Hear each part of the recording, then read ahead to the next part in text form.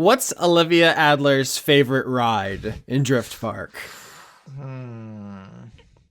What is a ride that hipsters would enjoy? It can't be something low energy like the teacups that no one likes. Uh-huh. I imagine it is like the old roller coaster. Because wooden roller coasters are not how they build roller coasters anymore. They're all steel and, loop-de-loops and triple fucking upside down inverted 750, dives into water and stuff like that.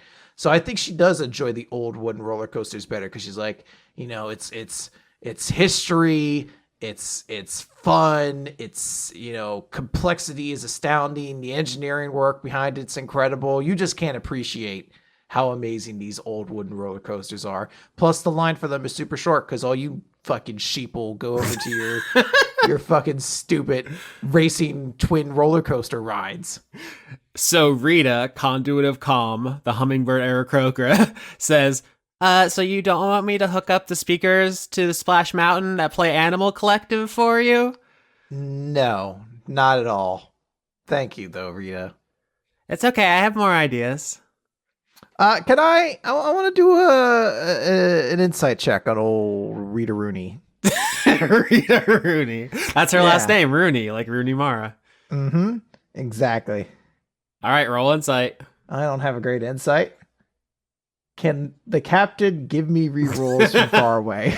The captain cannot. You reach out across time and space and you're like, grant me the power to re-roll. And Subjectivist says, leave me alone. Get out of my room, Dad.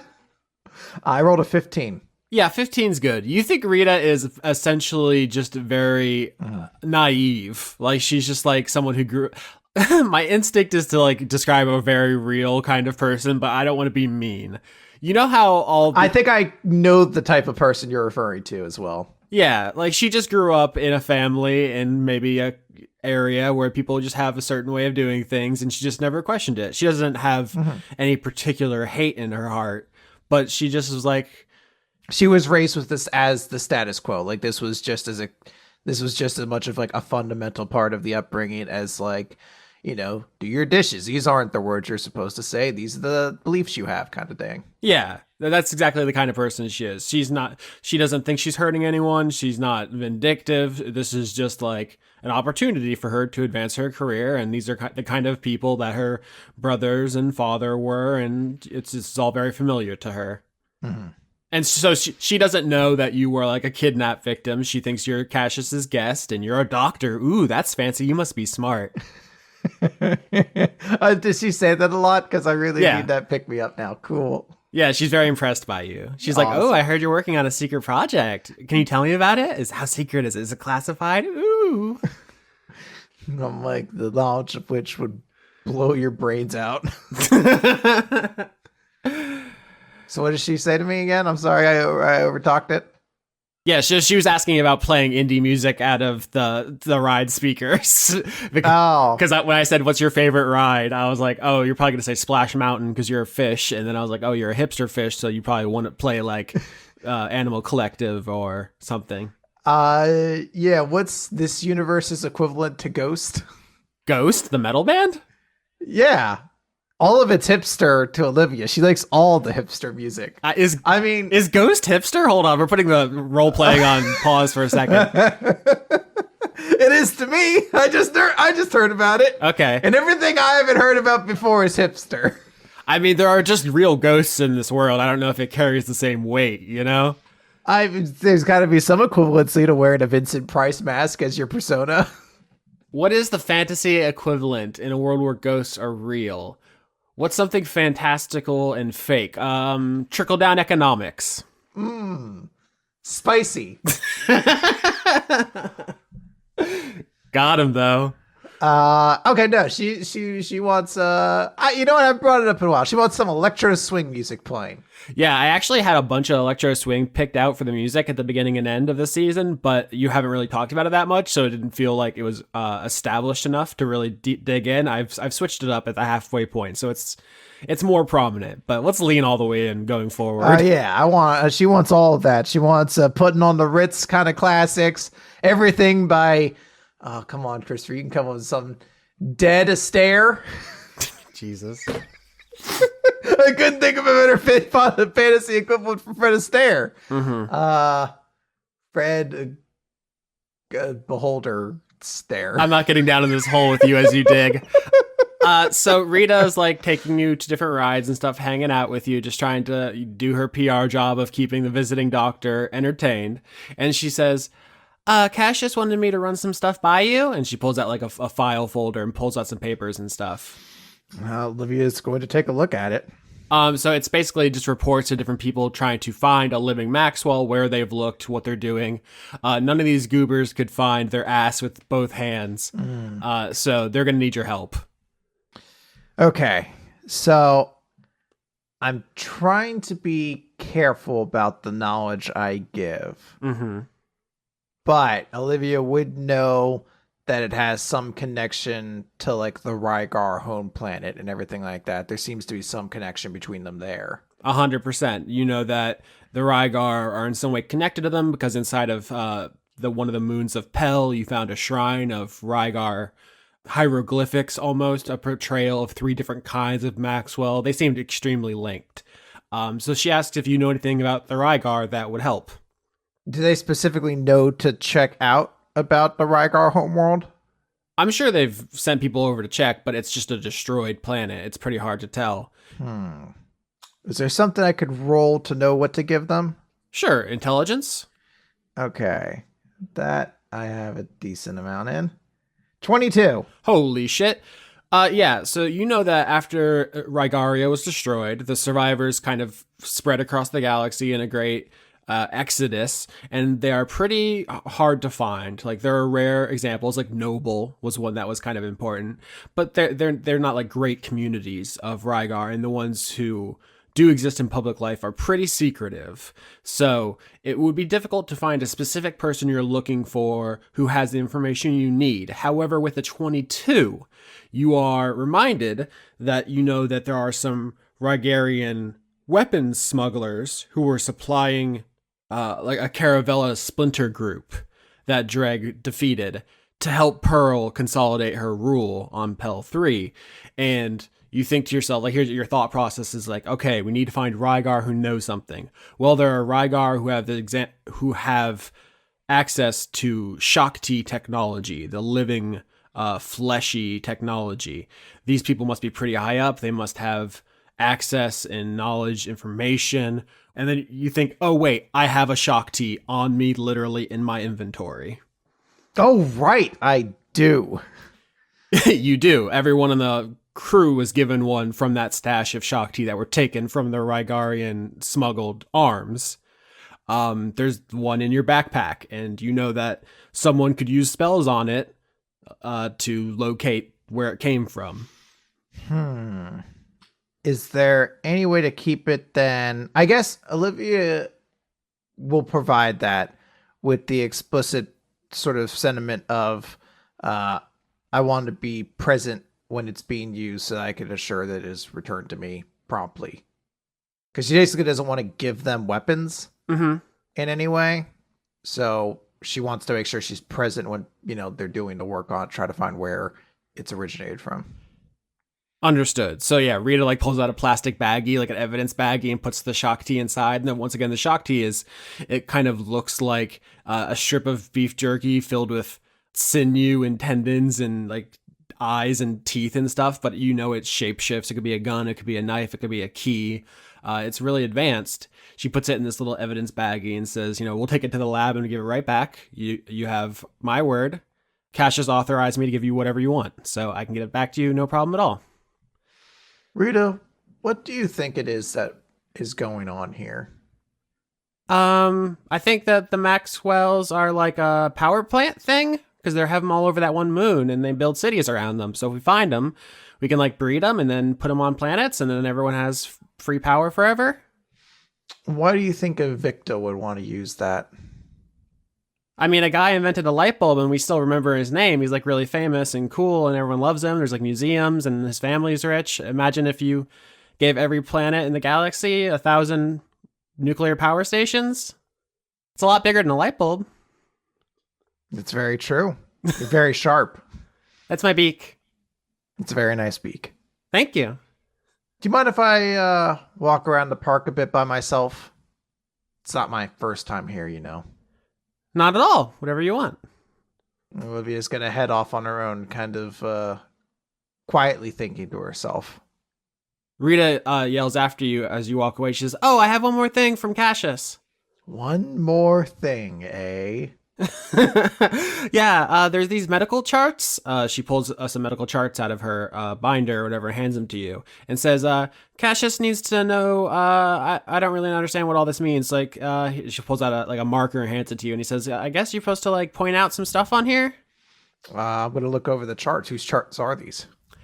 They are kind of generic Rygarian anatomy, like what Rygars look like inside, medically speaking. And what is it that I'm inferring that Cassius is looking to know about them? He wants to know where he can teleport his arms inside of them so that it's not fatal. So that it's not fatal? Yeah, in case he needs to interrogate one, but he knows you wouldn't approve of him killing them all, which is normally what he'd do. Olivia kind of like takes a look at the charts and is going to say, well, these are rare creatures, they're rare species, so it's going to take some time before I can provide these charts back. Okie dokie, you know where to find me. And then as Olivia is walking off, she's going to hurl the charts into Splash Mountain.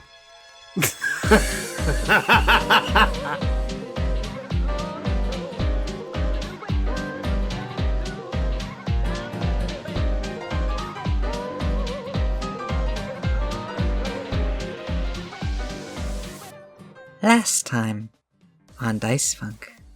So we need some foolproof way to incapacitate his ability to explode us from the inside out. Some brave pioneers invented magical technology to fling themselves back to the beginning of time. I think a sort of magical mace wrapped around it and didn't do it any favors. Overall strength is going down by 2 points, which brings my bonus down from a 0 to a -1. But it was not my culture. More deeply I feel pain when they capture me and crack my head open with boulder and leave me to die. The Adventuring Guild has suspended operations in Markov. Interesting. Let's read further. Oh yes, the Soul Government has contracted Invicta to take over peacekeeping operations in the vacuum left by the Adventurers Guild. That's fun. We may not require the entire fleet. Perhaps the man of war would be sufficient to cause the distraction we require.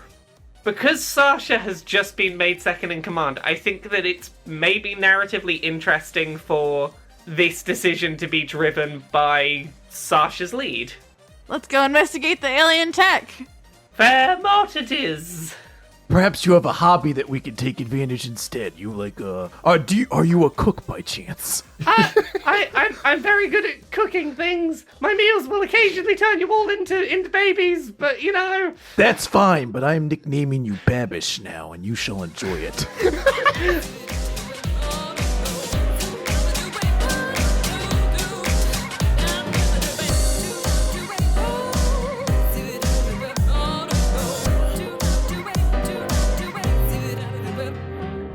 Did I ever tell you guys about that time Afro Man told me I was hot?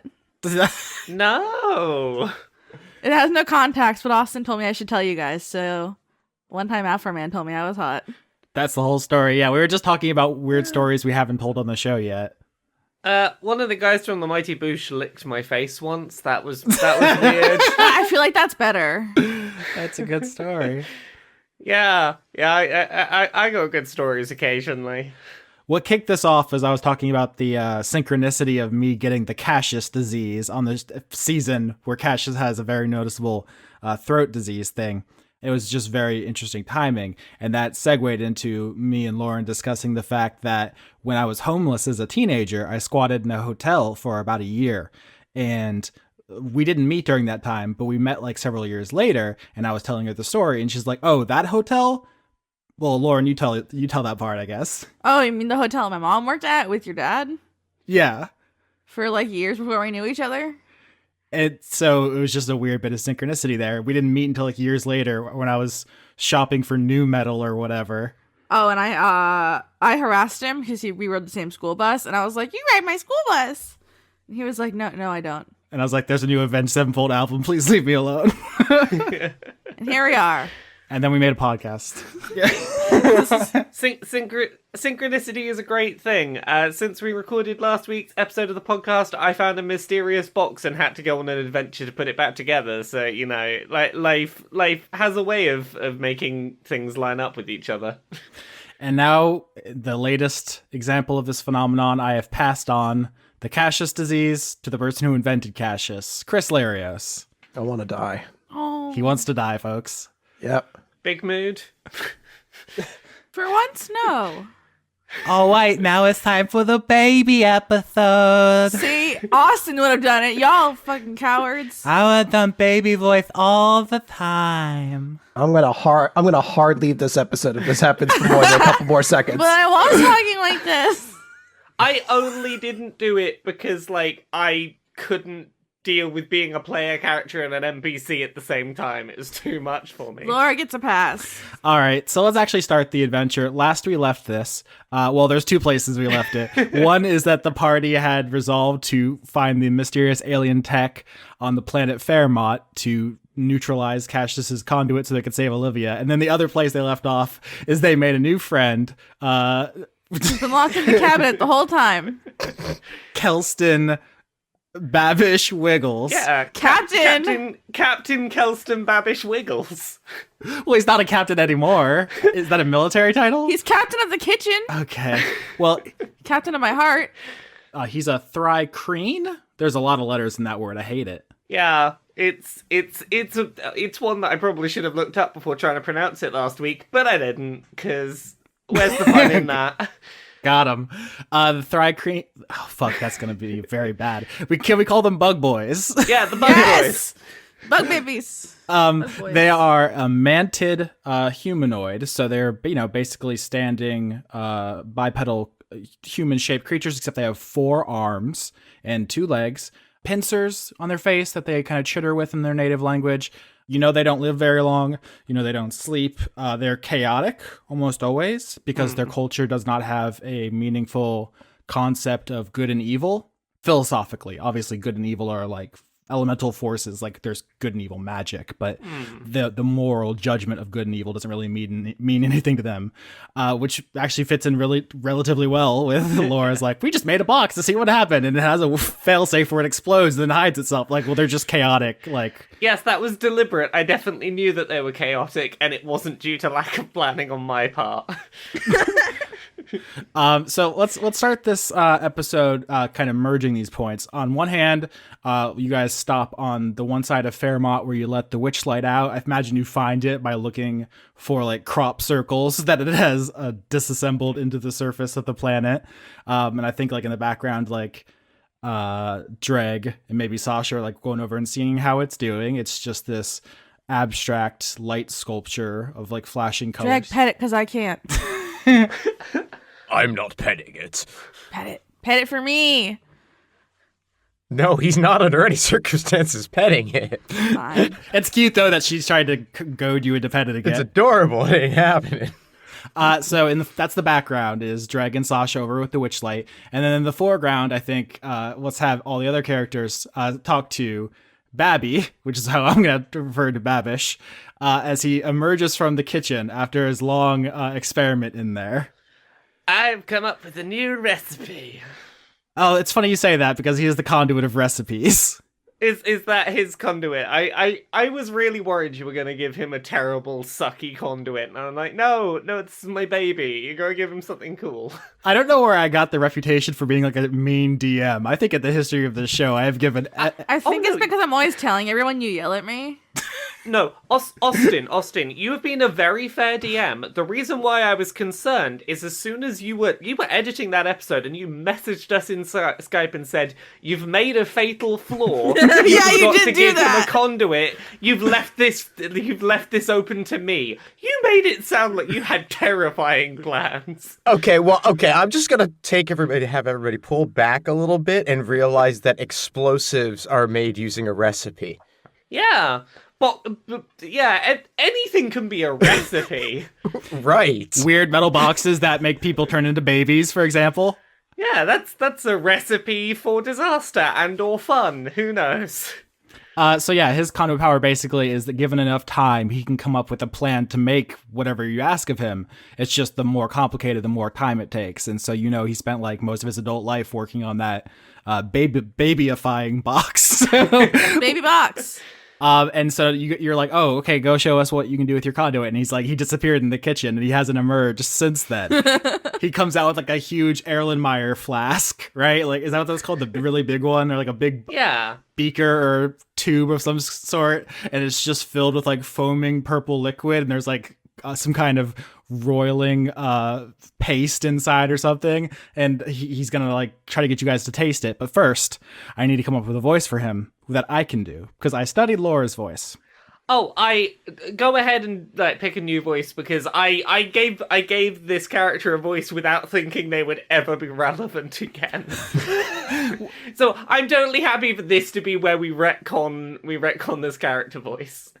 You've been hoisted on your own petard here, Laura, because I'm sure Austin has done exactly the same thing with half our crew.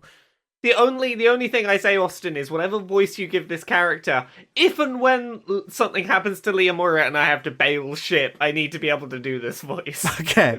After some careful study of your cadence and your speech patterns while voicing Babby, I noticed there was a lot of repetition, a lot of hesitation, and to me, that just says Jeff Goldblum. Oh, yes. I love him so much. Oh, thank you for breathing life into my baby. Oh my babby. Life does find a way. It's me, Babby, here with a brand new dish for you to try. It's just my latest recipe. I call it Hella Sweet Moon Lasagna, and it's drinkable. You guys don't know this, but Austin has been talking about lasagna for like a week. Non-stop. Anyone who wants to try the Hella Sweet Moon Lasagna, roll Constitution. Oh god, yes. I'm here. Yes. I'm here for this. Oh. Oh no. 6. Is it too early in the arc for me to burn a reroll on better Constitution? Yeah, perhaps. Okay. I have a Constitution of 4. 6. 6. I rolled a 24. I'm the picture of healthiness.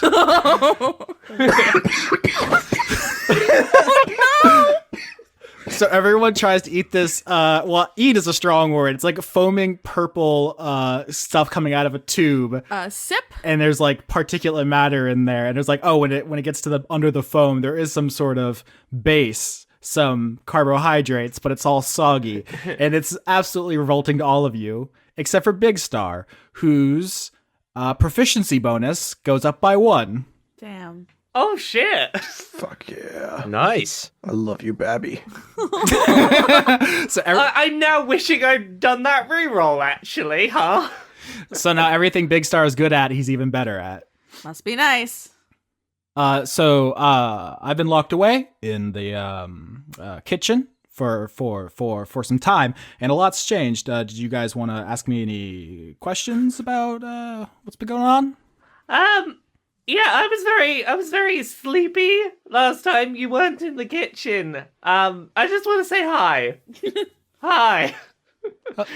Hello, Captain. It's wonderful to meet you. My name is Kelston Wiggles. I go by Babby, short for Babish. It's a long story. I was Is a this captain. Jeff Goldblum or Barack Obama? Oh fuck, he could be Barack Obama. No, Barack Obama's like, if you like your Wiggles, you can keep it.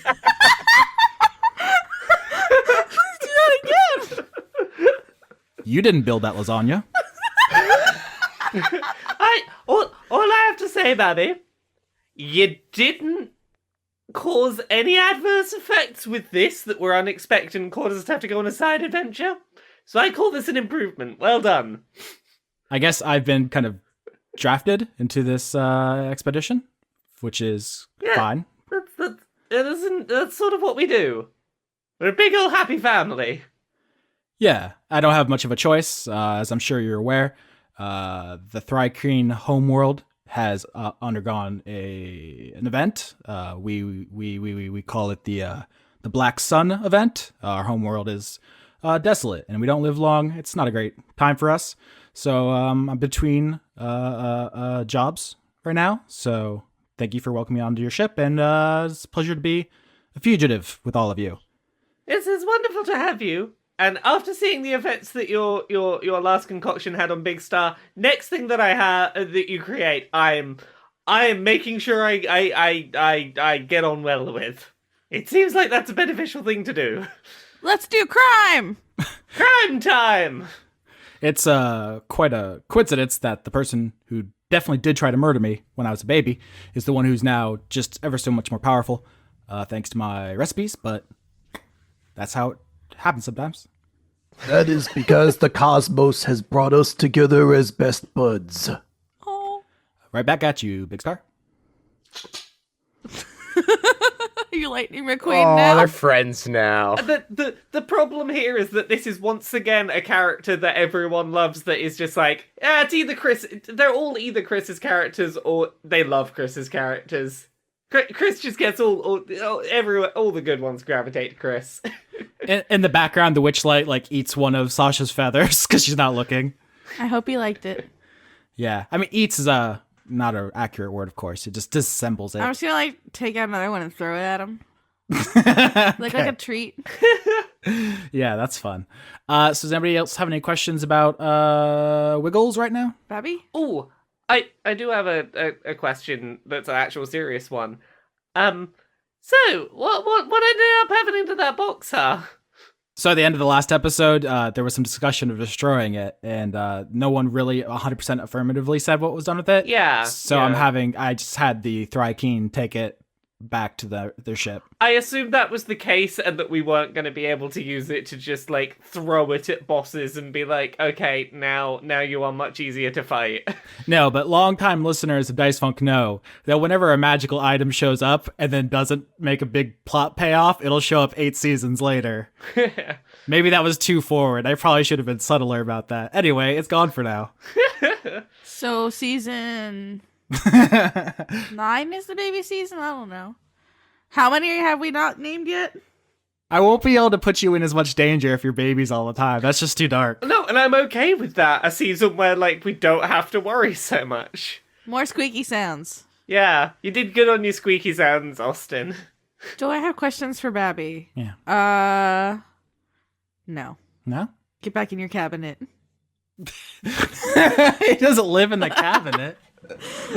Yeah, let's go find some tech. The first mate has spoken. So you guys leave the part of Fermat where the witchlight is, and you go to the place where Subjectivist tells you the tech was spotted many years ago at this point. So we got it. We gotta go find what was it? There's a technology alien artifacty thing. Let's recap what you guys know about Fermat so far. Can anybody give me the rundown of what you remember about this planet? It sucks. It's the worst place ever. It's no too one hot. would go there for any reason. It's dusty too hot and metal very and metallic. there was a bunker. There was a bunker hidden on the other side, yeah. Yeah. But yeah, it sucks very bad. There's no atmosphere, so it's constantly being irradiated and bombarded by meteorites. I think they're meteors until they hit the ground, and then they're meteorites. Without a atmosphere to block it, the sun is directly heating up the surface. It can reach temperatures of 800 degrees Fahrenheit, Laura 427 Celsius. Thank you. And then when the sun's not directly pointed at it, there's no atmosphere to keep the heat in, so it all leaves, and it can drop to temperatures of negative 280 Fahrenheit, Laura negative 173 Celsius. Well, So it sucks to be on this planet all the time, unless you just happen to be made out of light and don't have any skin or organs to murder. So the place you're going happens to be right now directly under the sun. So it hot. Yeah. The bad place at its worst. Absolutely, yes. Right now, like where you're flying, you'll look up and you'll see the sun above you. It looks, 5 times bigger than it does on, let's say, Earth. That's our all common frame of reference. So the sun is huge in the sky, beating down. If you leave your ship or mech, you die. Okay. Let's not do that. It is 800 degrees outside, Fahrenheit, 427 Celsius. And also, you're all wearing radiation suits, so you're not going to become fatally irradiated. So you got that. That's one thing you don't have to worry about. You're welcome.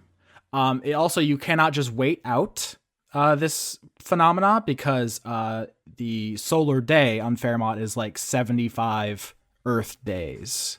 So we cannot escape your trap. the planet rotates on its axis 3 times for every revolution around the sun. This is called a 3-2 spin orbit resonance and is not a science fiction thing. It's just a real ass thing about weird planets. And this is where Sasha uses her conduit to have a giant umbrella. And Olivia can wait 75 days, right? This is not a rush. Yeah! That would be incredibly rude to leave Olivia for several months in her captor's clutches. However, you will be fine inside your mechs. Okay. So is there, like, any obvious structure around here we're heading for, or...? There's an enormous crater. I go in there. In the mech? In the mech, obviously. I just want to make it known I keep my mech at a cool 69 degrees. Nice. Yeah, nice. Nice. So I'm now just picturing we all go do the montage where everyone gets into their mechs and gets ready to roll out. We like bounce around with, I don't know, I don't remember what the gravity's like. Yeah. The gravity is Earth-like because although the planet's smaller, it's denser. It's not super important. Your mechs have booster rockets. You'll be fine. The important mech detail is Big Star, who was going to make some modifications because he wasn't going to fly the Airbud Norbert when it arrived last time. Big Star? Yeah. I love Big Star. The Big Star mech, the Airbud Norbert, now has an enormous blue star on the chest that's like emboldened, whatever fucking, it's like a lip over top the chassis. And that's a laser beam that spins and shoots this laser beam out. And I imagine there are a lot of star decals on it. So there's a big star on the Airbud Norbert that is also a cannon? Well, I mean, that's how Big Star fights, is with a big laser gun. So Okay, I just want to get a clear image. I just think it's far more interesting if it's a giant chest beam out of a giant star. Mm-hmm. Don't you? No, you're absolutely correct. I read the numbers. You're mathematically correct. Cool. I just wanted Finally, to- me and math met on the same page. Okay. Fuck you, English. So you put a big cannon inside of Olivia's healing mech. I'm sure she'll love that. Should be great. So you guys can look down into this crater, and you can see there's stuff down there, but you'll need to get closer to kind of investigate it. So everyone suits up in their mechs and descends into the crater. The Snallygaster stays behind. Halfthor Grunderson at the helm. What do you do? Why did I say it like that? Oh, what do you do? Hey, what do you do? It's me, Mario. I'm questing over here. Oh, no, now we're doing that.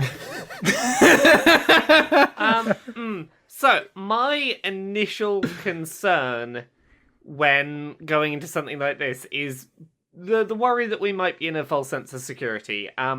This planet should be uninhabitable. I'm not convinced that that's the case. So, I want to do, like, survival, I guess. I want to look out for tracks. I want to try and see if there's any sign that anything is down here.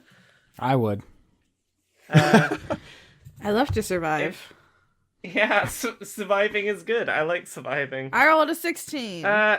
Another 6. I'm not doing well today. I got a 14. It looks like half the team passed average, so that's pretty good. With an average team roll, you guys know that there was there's signs of activity here. There's scratches and burns on the wall. You think that obviously the impact that the rock from space made destroyed this place, but there was other fighting maybe in here. I was thinking about using the goggles. Already? Dude, I'm gonna slip them on inside the mech. Love to gog.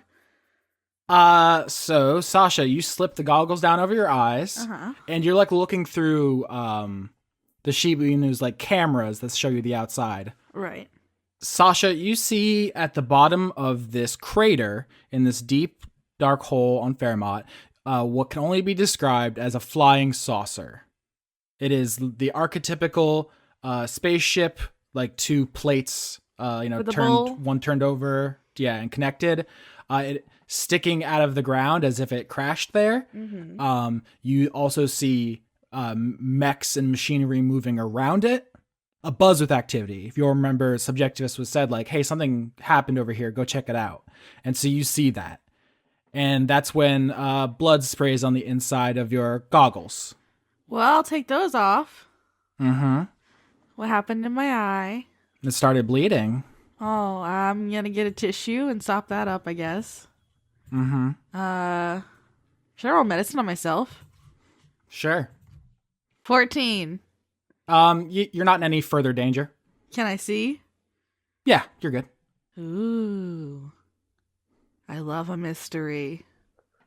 I'm assuming that Sasha's filling us in on what has been seen. Yes, I will relay all of that. Is the impression that like if we keep going in a straight line down this hole, we are gonna bump into that? No, in fact, you guys go deeper and deeper into the crater, and you see the bottom, and it is scattered with wreckage. There's just a bunch of shattered machinery down here. You'll need to roll to know more. I'm gonna give the captain inspiration. Ooh. I'm gonna click the paws of my Shiba Inu mech together like it's supposed to be ASMR, but it's a mech, so it's probably really loud. Dregg's gonna stand watch. My third 6 in a row, so I'll take that inspiration, please. That is a D8. Thank you. For the record, it's not loud. There's no sound in space. Well, Lauren's not a scientist. 7. Okay, you brought me up to a 13, Lauren. Thank you. You're welcome. I got a 16. So is that a 13, a 16, and a botch? Oh, no. Yeah, I believe 1 + 3 is 4. That would be a botch. All right, so the team succeeds, but Big Star botches. So here's how this works. You guys been sifting through the wreckage, and you notice there are 2 distinct kinds of wreckage. One seems to be from the saucer that Sasha saw. There are 6 big pieces of this saucer it's been completely torn to pieces. And there's a whole other kind of wreckage. And there seems to be a couple different components to it. You're not exactly sure yet, but it seems like there was saucer and then there was other thing, and then meteor fell and everyone exploded. Okay. For your botch, Big Star, you're looking through this wreckage and you're like, okay, so there are 6 big UFO pieces, and then you see that there are 2 what looks like mechs, and then there's one big central thing, and you're kind of pushing stuff around, and you step on one of the chunks of UFO, take 4 damage as an electric current begins running through your mech. Cool beans. Okay. I watched a movie once where I believe the response to somebody being electrocuted is to leap up into the ceiling and grab a lead pipe and then drop kick the person with your rubber-soled work boots. I saw a movie once where the result of a person being electrocuted was that they came back as some sort of electric ghost and killed people. Shit, I want that instead. Austin, can I be an electric ghost monster? I don't know if either of those things happen to Big Star's mech right now. Let's say maybe more the first one, where you fly up to stop being electrocuted, at which point you realize that you're not being electrocuted. The current is flowing in the other direction, and the UFO is taking, or the piece of the UFO is taking electricity out of your mech. Okay. Fuck that bitch. I want to shoot it. Whoa. Ooh. No, I don't know. I don't want to shoot it. That feels dangerous. If it's what your heart wants, Chris. Hey, yeah, no, you follow your dreams. It's but... really not. It's what my asthma wants right I now. was gonna say, can we do insight to try and work out like, hey, what going on that this thing's sucking energy from the mech? I think this happens too quick for you guys to get knowledge rolls. The question is, does Big Star shoot it or not? No. Big Star would be more curious about it because he's an artificer, so he's all about magic technology and shit. Okay, so the electricity between you. So he's probably thinking, how can I turn this into a weapon? Yes, that's what I was waiting for. All right, so the electricity running from the mech to the UFO piece seems to be restoring it in some way. It crackles with a blue magic, and then a wave emits from it and washes over the wreckage in this chasm, and you see a bunch of stuff. It is, in fact, the same stuff Sasha saw in the goggles. You see a fully fixed and shiny UFO, which I do not have an icon for because you guys know what a UFO looks like. So very quickly, I just want to check. It looks like Sasha's vision is coming true, like right the heck now. Is that accurate? Yes. Okay. I very quickly want to cast a spell I don't think I've cast before. I want to cast Pass Without Trace. Ooh. So for an hour, each creature I choose the whole party of us, gets +10 on stealth checks and can't be tracked except by magical means. Which I'm doing. I get this for an hour as long as I concentrate on it. I feel like this might be beneficial if shit's about to show up. Shit doesn't really show up. So the electricity that the UFO stole from Big Star's mech creates this wave of magic that spreads throughout the crater, and suddenly things are there. The wreckage is gone. There's the UFO half buried in the earth. There are 2 mechs, and then there is an earth mover, a giant construction machine. I put an icon here of a real one from our world, which it's called a Bagger 293. It has the record for the largest land vehicle. But if you look at it, it basically looks like a suspension bridge with a buzzsaw on one end. Are you guys familiar with these machines? Oh, yeah. Oh, that's fun. That's a vehicle. You can see that it has rows and rows and rows and rows of Treads down there. Yeah, tank treads. That thing can move, even though it looks like it's part of the Golden Gate Bridge with a saw. One of those is down here, and it was excavating the UFO with 2 mechs to guard it. And that's what's happening now. So, Melbeck, you cast a stealth spell as these things just appear from the magic. I'm just trying to get the picture of this in my head. Can I cast this spell and try and hide us, or is this all happening too quickly for that to be an option? I'd be interested in you trying to hide from a machine that's about a mile long. If you could roll stealth for that, I guess. Well, we got +10 to stealth if everyone wants to give this a go. Oh, well, okay, we might as well try then. Jesus Christ. Yeah, so, I got a 30. I got a 31. I got a 32. All right, I'm gonna come up at the bottom of this, but Oh my god. still a 28. Even without that +10 bonus, we'd have all been at 20 or very nearly 20 for stealth. We are very stealthy. Yeah, I rolled fucking 18. That's wild. I just looked it up, by the way. The Bagger 293 is basically 100 meters tall. If that means anything, 315 feet. It is 31 million pounds. Well, something like that probably casts a very big shadow, so we just... Oh lord, he coming. We just get in the shadow, we hide underneath it. They can't look everywhere, that's too big of a machine to properly look underneath. I love that. In fact, yeah, you guys all hide under the giant buzzsaw. It's off right now. You assume that there's crew inside because this thing takes multiple people to work it. And then there are 2 mechs. I didn't describe the mechs.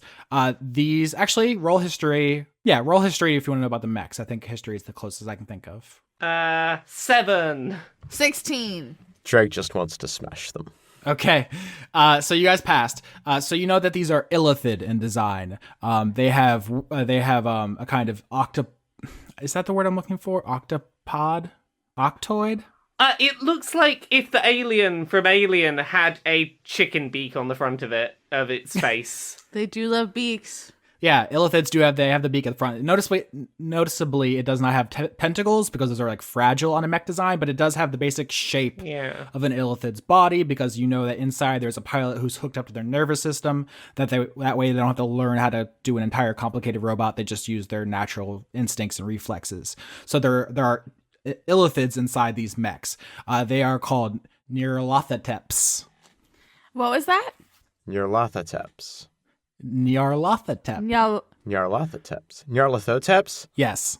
You're kidding me. They called them Nyarlathoteps? I'm gonna Google it. If you open up your player's handbook, you will find the word Cthulhu in there because it's in the public domain. I used to have the first dungeon, or the first monster manual, and they had a whole section of Lovecraftian monsters that got them into, like, legal trouble with Arkham House for years, and they got pulled from the subsequent books. H.P. Lovecraft is in the public domain, so they have all kinds of. I mean, one of the most important demons is just called Dagon in D&D. Cthulhu is named, and for those who don't know, Nyarlathotep, which I am mangling, is a humanoid figure from Lovecraft. It's not important. All of the illithid mechs are named after eldritch things. I do love an eldritch thing. Yeah, you really do. I really do.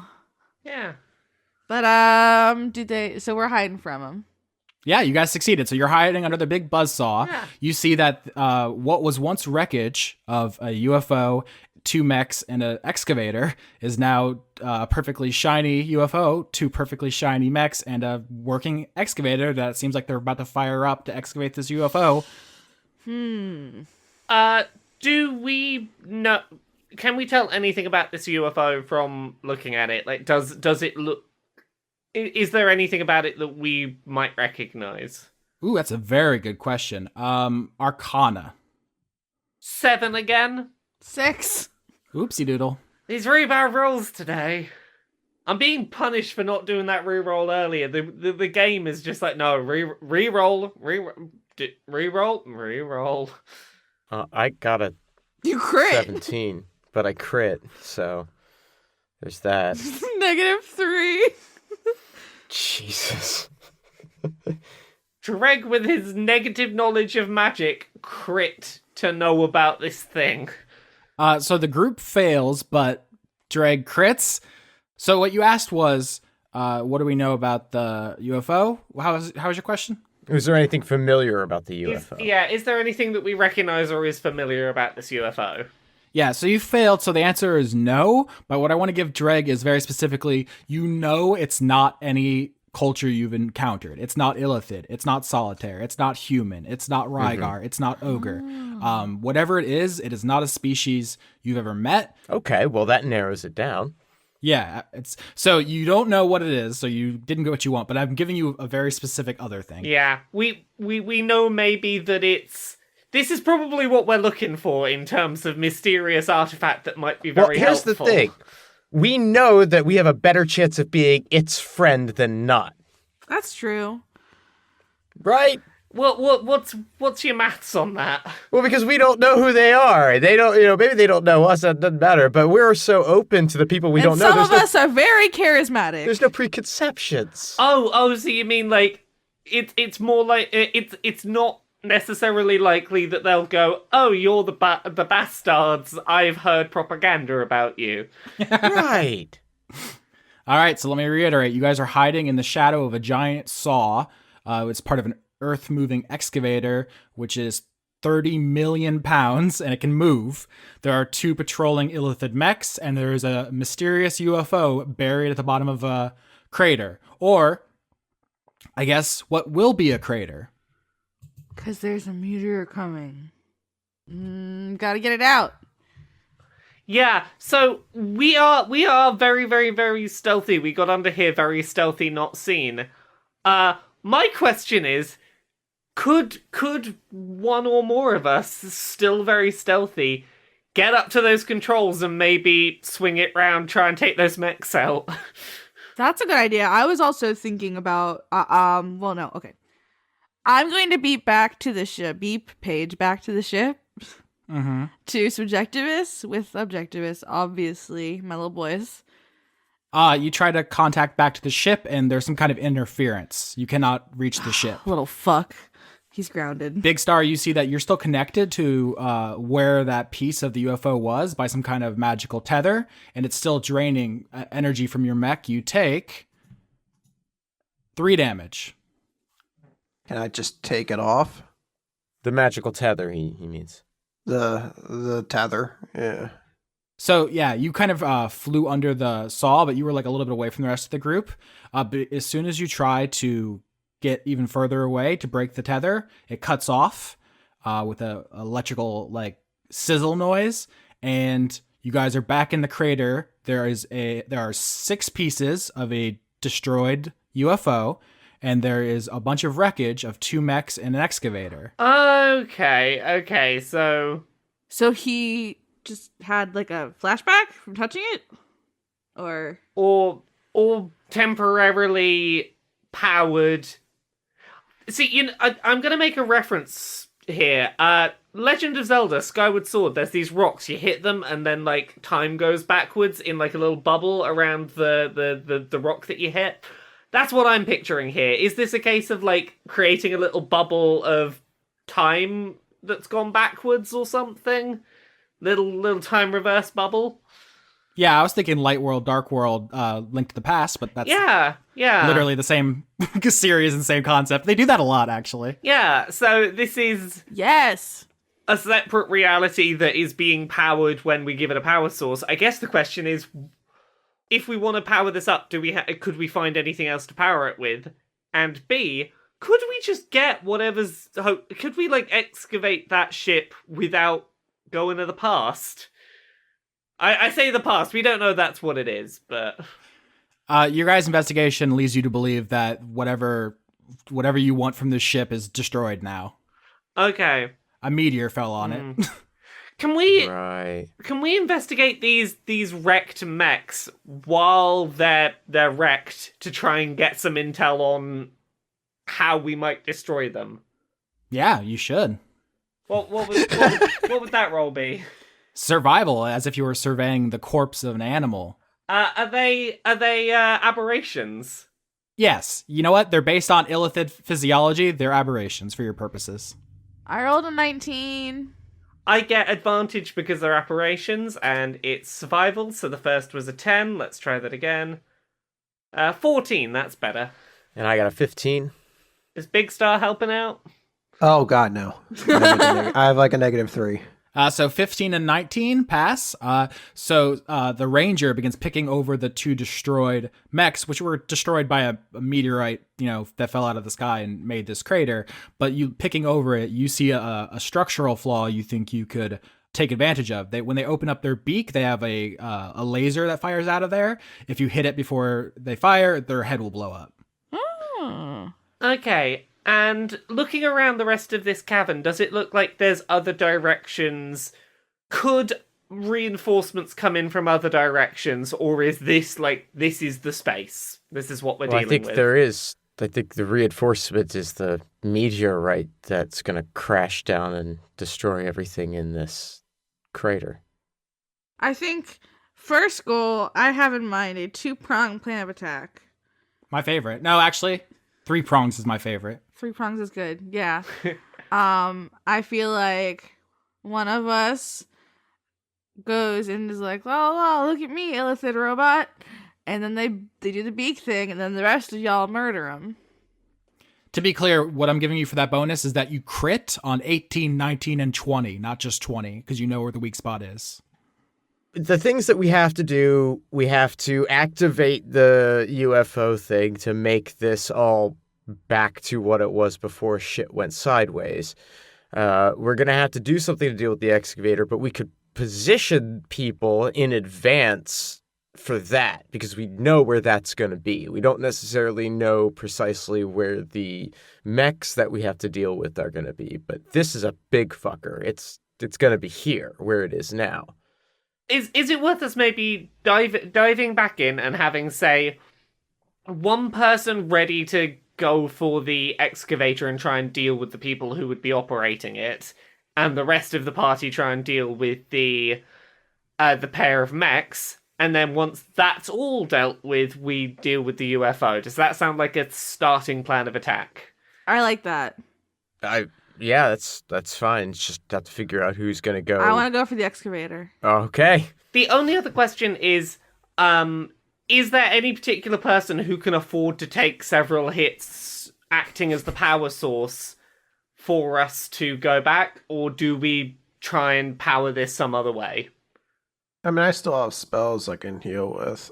Yeah, I have plenty of healing too, and a lot of hit points if it needs to be me. That I've got like 58 hit points. It's Can either whoever is powering this thing can't get very far away without breaking the tether? Do either of you have ranged attacks? Yes. I have a giant cannon. no. Okay, That's true. I'm gonna suggest maybe Big Star. Yeah, he literally has a Big cannon. Star power the thing. They can do ranged attacks. They can take the hits. They can heal themselves. Yeah, it makes sense. I'll suggest myself go up, try and immobilize the big grindy machine.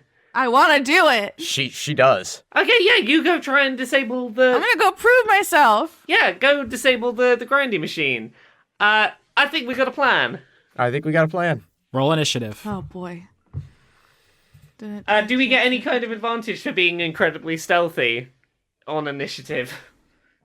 Well, yeah, you're actually. I mean, all you're gonna get a first surprise round before anything. Okay. Can I do something before we do initiative? Yeah. I want to spend a minute using infuse magic, which is an artificer ability where I basically cast a spell into an item, and then I can give that item to somebody else, and then they get the benefits of it. So I'm going to give Sasha an object that has the spell Longstrider cast in it, which will basically give you like a super boost to your movement speed. Yay. It is going to be shaped in an octagon. Uh-huh. It's silver, ingrained with Yep. a kind of calligraphy-styled version of a rabbit. This is a fucking Jackie Chan talisman, isn't it? Smacky Dan. It's a Smacky It's Dan A talisman. reference to Smacky Dan, the best of all programming entertainment shows in existence. But your mech is handing her mech a medallion? No, it shoots it out of the nipples. Like an air hockey table. Did you Yeah. just say shoots it out the nipples? He did. Yeah, why not? To wear to just stick onto her mech like a sticker? I don't know. Yeah, like a vinyl cling, like baby on board. Yeah. Okay, good. Now you have bumper stickers that give you magic powers. Good season. So yeah, we rolled initiative. Chris did not. Oh, sorry, what we need? Initiative? Initiative. 5. Oh, he failed.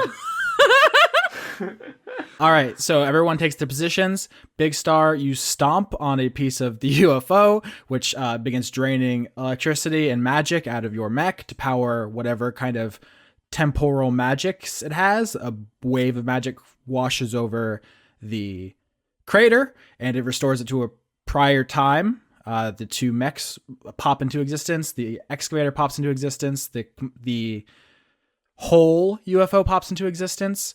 Sasha, you are perfectly poised to attack the excavator, and Dregg and Melbeck are perfectly poised to attack the mechs.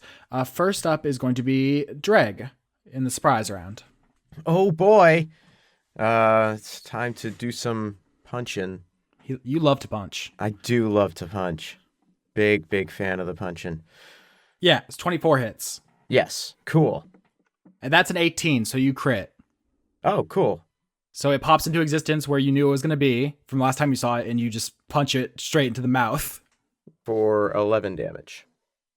So is that doubled? No, 22. All right, so you just jam your giant piston fist down his beak hole. That's a lot of damage. Yeah, you just rip half of its face off before it even knows you're there. And now it is Laura. It's your turn. Melbeck. Oh, Melbeck. it's me. I'm pulling out them shotguns. Let's get them both rolling. Wait, you have two shotguns? I have one shotgun and a sword. I know I can attack twice in a turn. In my head, I was just like, it's two weapons. I don't know. You also have advantage in 2 attacks. Okay, first attack is a 27 and a crit. Crit, yep. And the second one is a 23 and not a crit. Correct. First attack, doubled because it's a crit, does 18 damage. And the second does 11 damage. So that's, 29 damage total? All right, so what do you do? I'm going to make one of the attacks each weapon. So Melbeck's gonna kick off the attack with the shotgun. And as the smoke is billowing from the shotgun, run in with the sword and just do a nice stab to the face. All right, so you stab this thing through the beak, severing the top of its head. It's still moving, though. That does not carry through to the driver, who's not suddenly decapitated inside. They just Yeah, no, that's fair. I'm happy with what was it? 28, 29 damage on 29. Yeah, 29 damage on the bonus round. I'm happy with that. Sasha, you're perched above the blade arm of the excavator. What do you do? I'm gonna Sonic Bork. 14. Haha, 15. Oh, that's only 9 damage.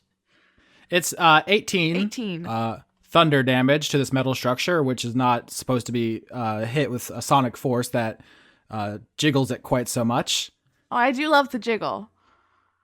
It's probably too much information for the podcast audience. Oh, boy. Big Star, you're on the ground standing on the UFO, which is draining energy from your mech. You're going to take 1 damage, not rolling particularly well. What do you do? There's still one shippo left. There's no ships have been destroyed. Okay. The one Melbeck hit then. That one looks like it's kind of fucked up. We get advantage with this. You do not, because you're at range, so you can't like sneak stab them. They'll see your shot coming. Life's unfair and cruel. Yep. 19. Yeah, that's a hit. It's not that cruel. Hot diggity, hot diggity. 18 thunder damage. Pshoo. Holy snap. So describe what happens. So the big star on the front of the Airbird Norbert kind of like opens forward as the like released from a couple class and then begins to spin over and over and glow an electric blue as energy builds in it. And then a giant laser beam shoots out of it with the crackle of thunder and then hits the other mech square in the chest. All right, you like a Kamehameha. Okay, I wish I knew more about Dragon Ball. I really want to play with you in this space, Chris. The mech is blasted backwards, but still It's alive. fine, I'm used to playing alone. Oh, poor buddy. Hey, Chris, I'll lend you my energy for your spirit blast. It's okay, we can play in the space. Spirit bomb. Hot diggity, hot diggity. Oh, so cute. So sad. All right, so the two Illithid mechs are going to try. Their heads have been destroyed because you guys crit on both of them against all odds.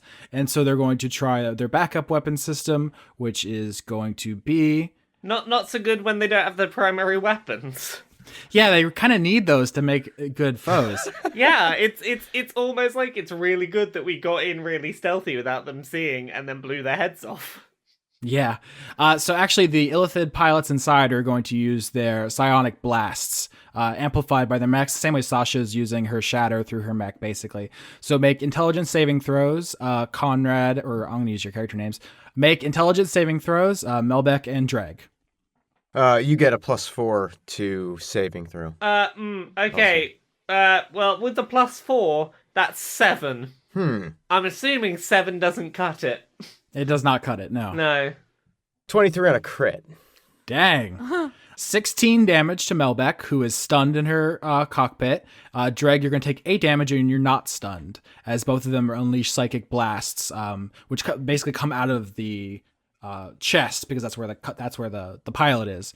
And so both of your mechs are struck by psionic blasts, and Melbeck is overwhelmed. And then the excavator is going to turn on, as the people inside see that they're under attack and try to swing its giant blade at you. It's like a big buzzsaw on the end of its arm. 27. Yikes. Me? Yeah. Oh no, not 27 on me. I don't think so. I don't think that's aimed at me. 14 damage as it hits your mech, and just the size and speed of it sends your mech flying back. It's not as bad as I thought it'd be, honestly. You can't be knocked prone in space, as we've established. Glad somebody knows science. Yes, that's not cool. I hate that. Rude. And it is now Dregg's turn. Dregg, you are not stunned, so it's your turn. Okay, then Dregg gonna do some punching on his previously injured opponent. Oh my god, but one of them's a botch. Oh wait, no, that's... Oh, no, it's 2 botches. Cool. What? That's real cool. Oh. That's real cool. Oh. Do you want to re-roll one of them? 2 botches is such a license to cruelty. Yeah. Conrad, would you like to escape this being the worst? I mean, he's got to take his lumps somewhere. Yeah, but like, do we really want to give him double botch? Do we want to give him that? Oh, let's just roll with it and see where this takes us. Okay, that's on you now, Conrad. Yeah. All right, so the Mastiff boosts forward with both of its fists raised, going to double piston punch the Nyarlathotep mech, and it just raises both fists and goes to deliver both of the punches at the same time. And as they're inches away from the enemy mech self-destructs. Oh, shit. That's awesome. You know why? Why? Fuck you, that's why. That's awesome. 35 damage. Wow. Are you okay? That's the most damage anyone's taken this season, I think. And I'm taking it. I'm glad you're taking it because I couldn't just take that damage. Same. Paladins are beefy, but it's going to be a tough fight. So actually, that mech explodes, and the shrapnel and fire can't really exist in the non-atmosphere. So it's purely concussive, this explosion, which nearly rips open a hole in the front of the Mastiff, which would kill Dregg inside. That's bad. Please don't destroy your mechs. You're gonna die. In addition, as you back away from the explosion, Dregg, you can see above you something in the sky, a pinprick of light. We're running out of time. Melbeck, you are stunned. Intelligence saving throw to recover. 17. You recover. You, however, do not have the rest of your turn. Can I not do anything with my turn? No, that is what it does. Sasha, your turn. Oh, she gromp. Yeah, first of all, fuck that guy. Mm-hmm. Look, we killed him. To be fair, he killed him. You did not. Whatever. He did kill himself. I'm taking the point for that. I would like to try dissonant whispers on the operator of the excavator. It's an entire crew of people. It's a whole bunch of them. Oh. Yeah. They're all running up and down it. There is like several control booths. In real life, it takes 5 people to pilot this thing. Okay, I'm gonna shatter them again. All right. Constitution saving throw. But this one will be a boof because I want to boof. Damn it. 28. No. Okay, so it was 17 damage. All right, so you shatter it again. Shatter's a very strong spell against metal, and you destroy some of the support beams, and things start collapsing. There's still a lot of this thing left, but you're damaging it, and you see above you a meteor's coming closer and closer. Yes. It is Big Star's turn. Big Star, there's 1 mech and the excavator left. I'm going to open a cargo hold and launch out, tell them Steve Dave 2.0, and it's going to charge down and try to attack the other mech. 25. Hits. Fuck yeah. So it's going to take 24 damage. Holy shit. And is it alive? No. Cool. Then it doesn't have to make a DC strength check to avoid being knocked down. Instead, Steve J just erupts through its fucking chest. And Big Star yells out over the loudspeaker, "Tell him, Steve J." No. Oh. One of the boats. He's dying. Oh, God, Austin, why have you killed him? I'm sorry. He knows what he did, though. Kisses are poison. I like this image, though, because it's like, so Melbeck and Dregg are like dueling these mechs. Dregg's one self-destructs, nearly kills him. Melbeck is stunned for a moment, and it looks like the mech's about to get the upper hand, and suddenly a Tarrasque explodes out of his nips. Just chest bursts right through the dude. Deep Dave's all about. It is now enemy's turn again. No mechs. Meteor approaching. Excavator is going to try to swat Sasha again. No! 30. God damn it. Yeah, that hits. 22 damage. Uh-oh, I don't like that. How you doing? 4. You set the most fragile person to solo the biggest thing. Interesting strategies. No, we didn't send the most fragile person. The most fragile person asked. I wanted to prove myself. That's very cute. All right, it is now Dregg's turn. Dregg, your mech is covered in shrapnel and cinder. I was expecting something a little more like infiltration oriented with Sasha, if I'm being totally honest. I'm just gonna be. I offered to go do it, but Sasha wanted to go. You know what? I was thinking about trying to use my conduit to stop the meteor, but maybe I'll let it crush you guys. I trust my second in command. I trust that she know what she's doing. I changed your tune pretty quick there. No, I trust my second in command. Oh yeah, I forgot to say, Big Star, you take another 4 damage Oh, damn it. as you're drained. This turn, Dregg's gonna have to like patch up the hole that he is afraid is going to be in the front of his mech. So I'm gonna restore 20 hit points. You're gonna lay on hands on your turn? Yep. Yeah. All right, Melbeck. So, thoughts, people, because I could either go help with disabling the excavator, or I could go... I was going to say go directly to the UFO and start trying to deal with that, but I assume that we need to take over the excavator and use the excavator to get the UFO. That seemed like the situation. I think that the way we get out of the situation with the meteor is just to disconnect from the tether, Yeah. and then it just resets the current thing. So I would just get But will it reset us back to having to deal with the mechs and the excavator again? I mean, it's possible. We got to try to get the excavator to see. Okay, should I go help Sasha with the excavator? Yes. Yes. Okay, right.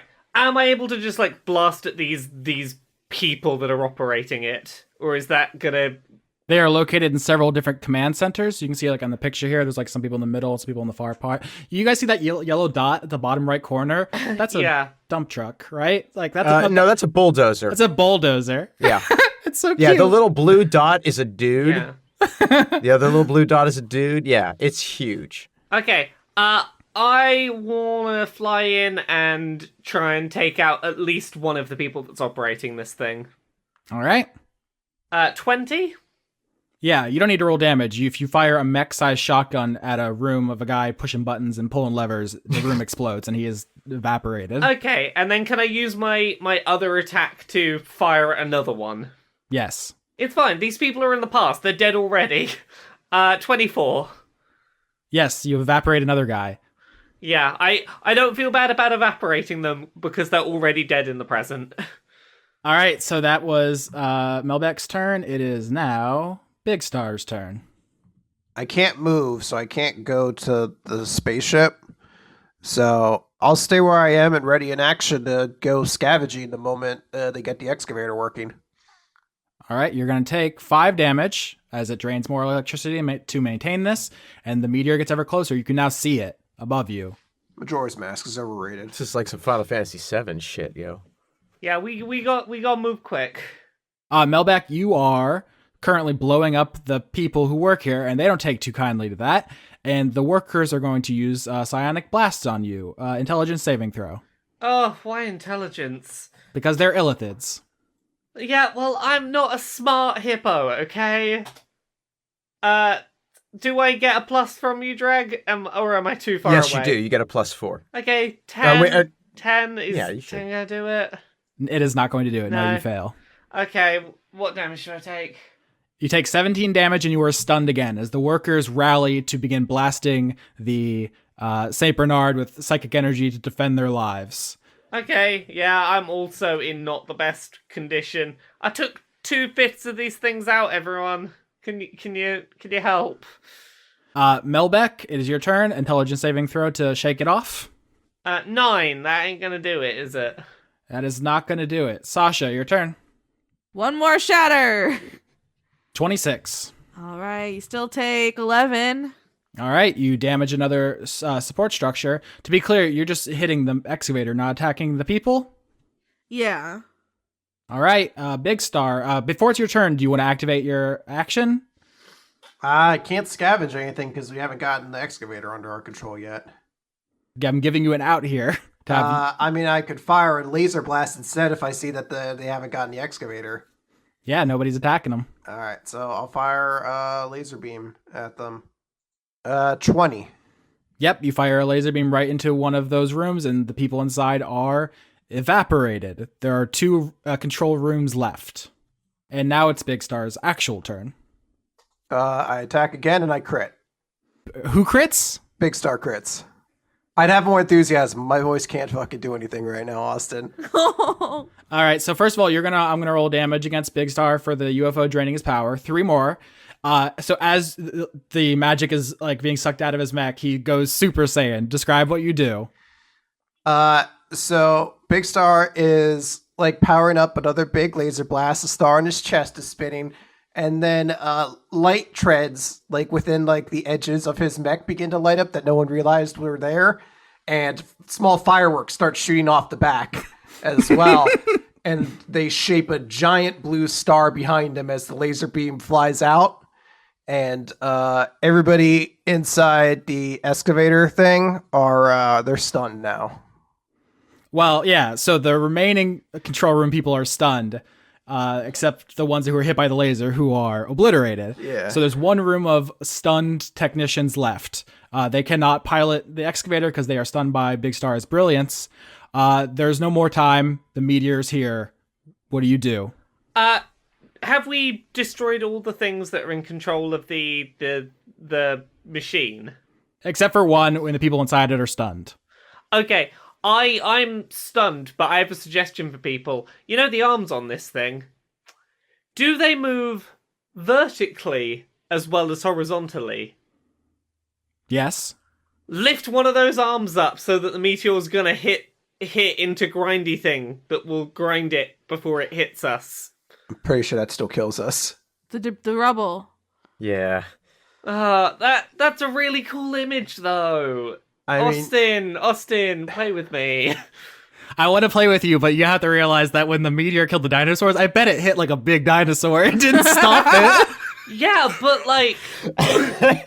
The dinosaurs didn't have a DM deciding whether that was a cool idea or not. It's a really good idea for how you all die really coolly. Fine, someone else come up with an idea, because that's been the last 3 minutes is me on that idea.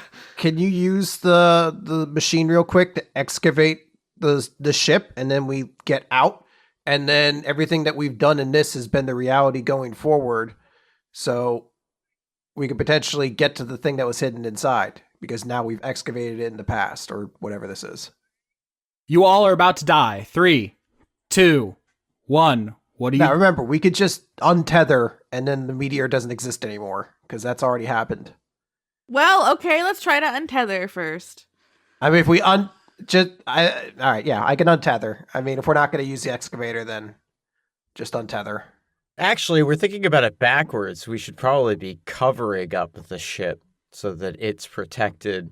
Yeah, that's not how things work. We can't quickly position the machine so that the machine... I'm sure there were dinosaurs on top of other dinosaurs.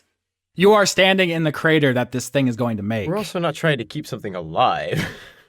Did he untether? Chris, do you? Or Big Star, do you? Big Star will untether. All right, so as the meteor crashes down, fire all around it, you think maybe you look up to it, you see maybe a face grimacing down at you. You get terrible N64 flashbacks as it carves a 20-mile scar in this planet. Big Star hits the booster rockets and flies away from the shard of the UFO he was tethered to. The tether snaps, crackles, and pops, and you guys are back in a crater with rubble all around you, not dead like you would have been if he had not broken the connection. Thanks. I'm hoping and assuming that this isn't the kind of situation where if we were to jump back in, everything would, like, we'd have to start over again and refight all the things. Yeah, that's pretty wishful thinking. Yeah, seriously. That doesn't sound like Austin. I remember how much he loved that one Zelda game. What was it? Oh my god, don't even get me started. I will flip my entire asshole open. Are you gonna freak your bean? I hate that game so much. Are you not a Majora's Mask fan? No, I love Majora's Mask. No, it was what was the one it? where it makes you redo the same dungeon 100 fucking With times. the boat. Oh, Spirit Tracks. Phantom Hourglass. There are way too many fucking Zelda games, is what I'm coming to realize. Phantom Hourglass is worse than Herpes. Well, herpes isn't that bad. My point. All right, let's try and let's go back in time again. So we know now how this thing works. Why don't we get everyone in position now so that when someone steps on the pad, everyone's ready to just blow the shit out of everyone on the excavator immediately so that we can immediately take control of that and then use that to kill the mechs and just get the ship out. Well, wait a minute. Now, if all of this stuff is scarred and we go back, are we going to see ourselves doing this? Whatever happens, happens.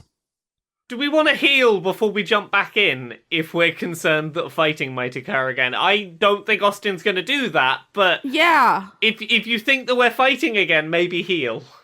So everybody heals up. Who's going to establish the tether again? Well, if it hits max every time, I can take 6 of those. So and y'all are stronger than me. So I'll do it. I could do it and then still send Steve Dave to the actual mech thing. And on the off chance that we're both that we're respawning into the same spots again, as we did last time at the exact same fixed point in time and space, maybe Big Star just take 2 steps to your left. Yeah, I can do that.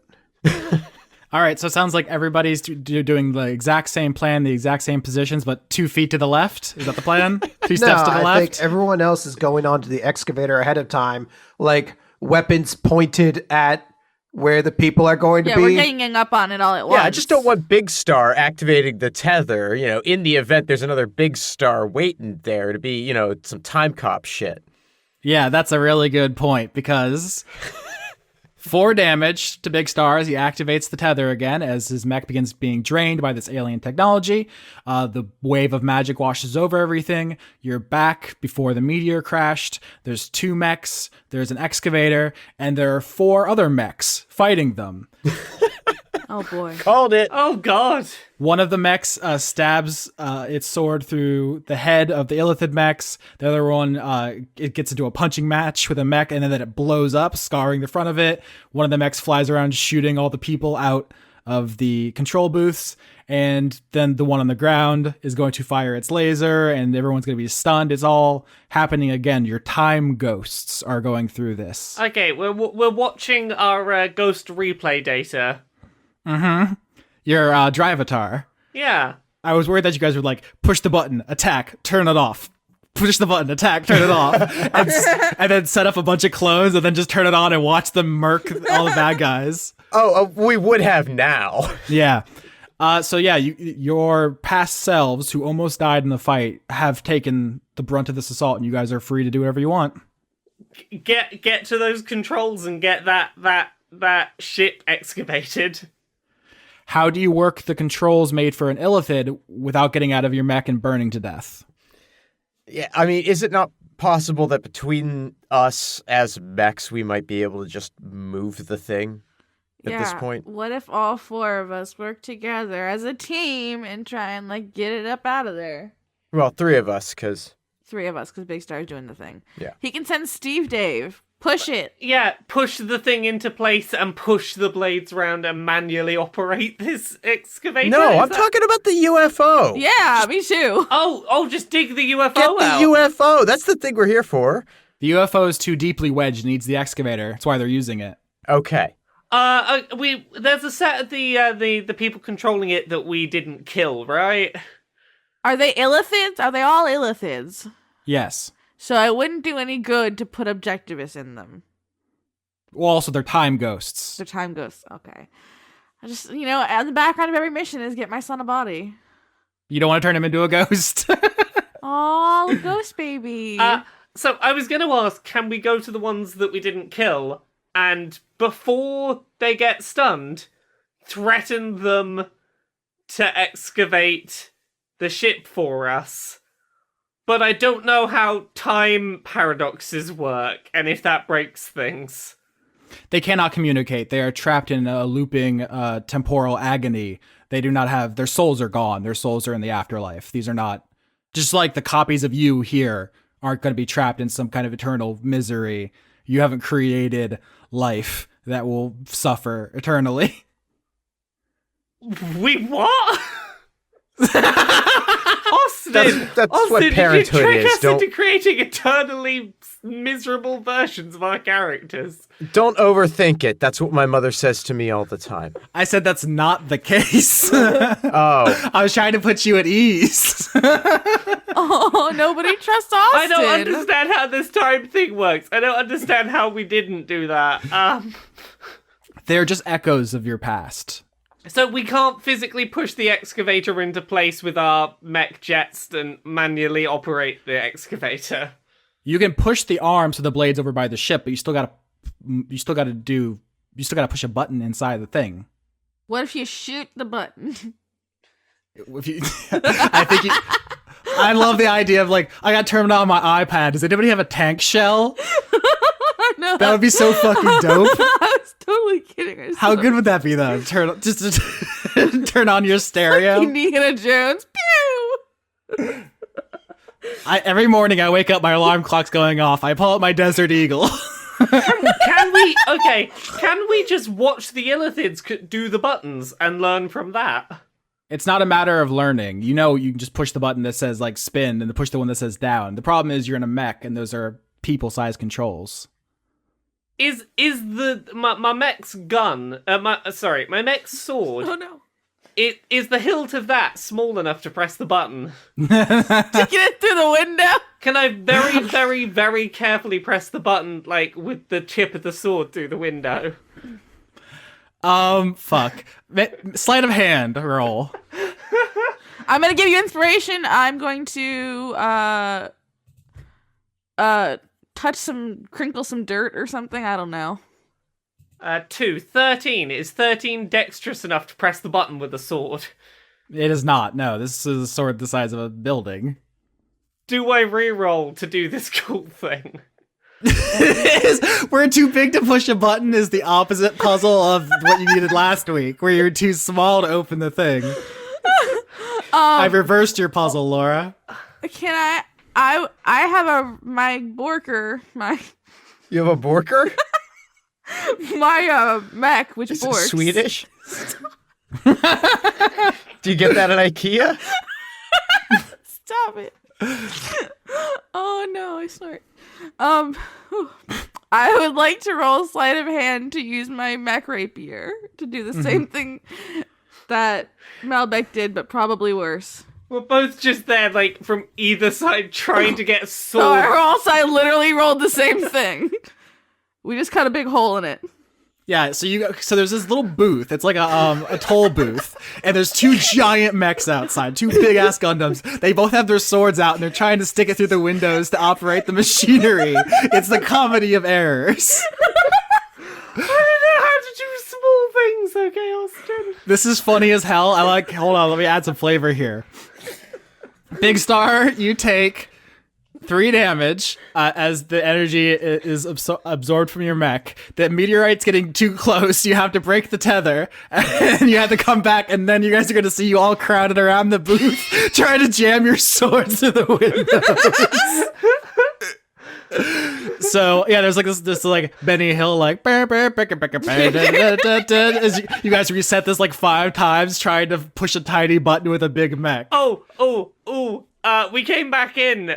Can I go over and help my past self and try and steady the sword so that it hits the button right? I don't think you're going to be any help. In fact, I think you have to start wading through other St. Bernards to get to the control booth. And you're like, curse me and my big meaty fingers. This is the best image we've conjured all season. You're welcome. All right, yeah, the puzzle is really all. If you guys can figure out how to push this tiny button with a big hand, you win this episode. What if I use my pinky finger? What if wait, can we rip the top off? Of course. Strength? No, you just rip it off the top. It's compared to a mech. Yeah, you're fine. Okay, I'm gonna rip off the top of this booth. Mm-hmm. Now that there is no top, can I poke it with my sword? No, the swords are out. There's too many swords in the soup. Can I find a small stick? That's basically like a rapier if you think about it. I know.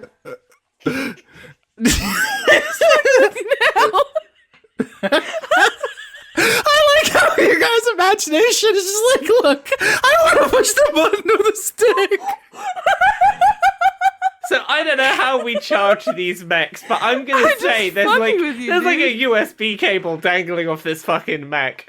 And I'm just gonna awkwardly dangle my mech sort of sideways over it, and just try and like hit the button with the USB port for the mech.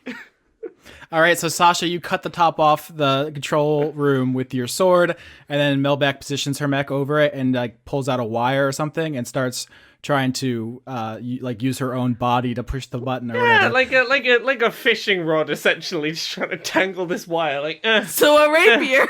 Button. Listen, we've exhausted our mental capacity to think of how to push buttons tonight. I throw a rock at it.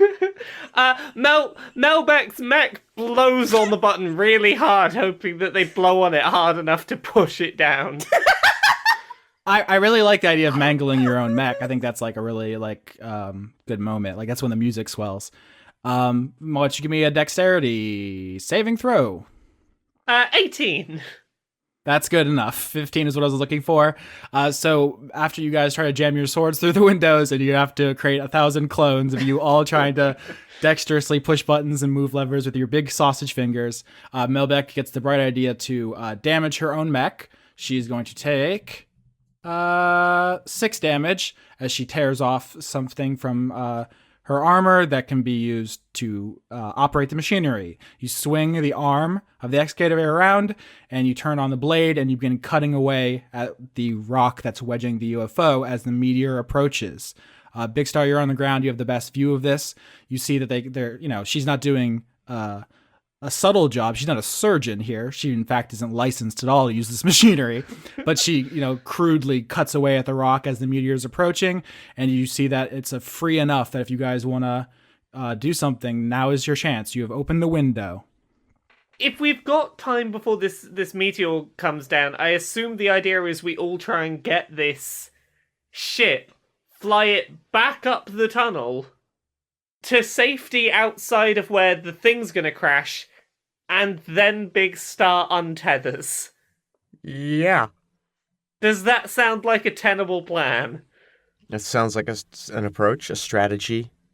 Roll athletics to try to drag the UFO out of the time bubble before Big Star is killed by the meteorite.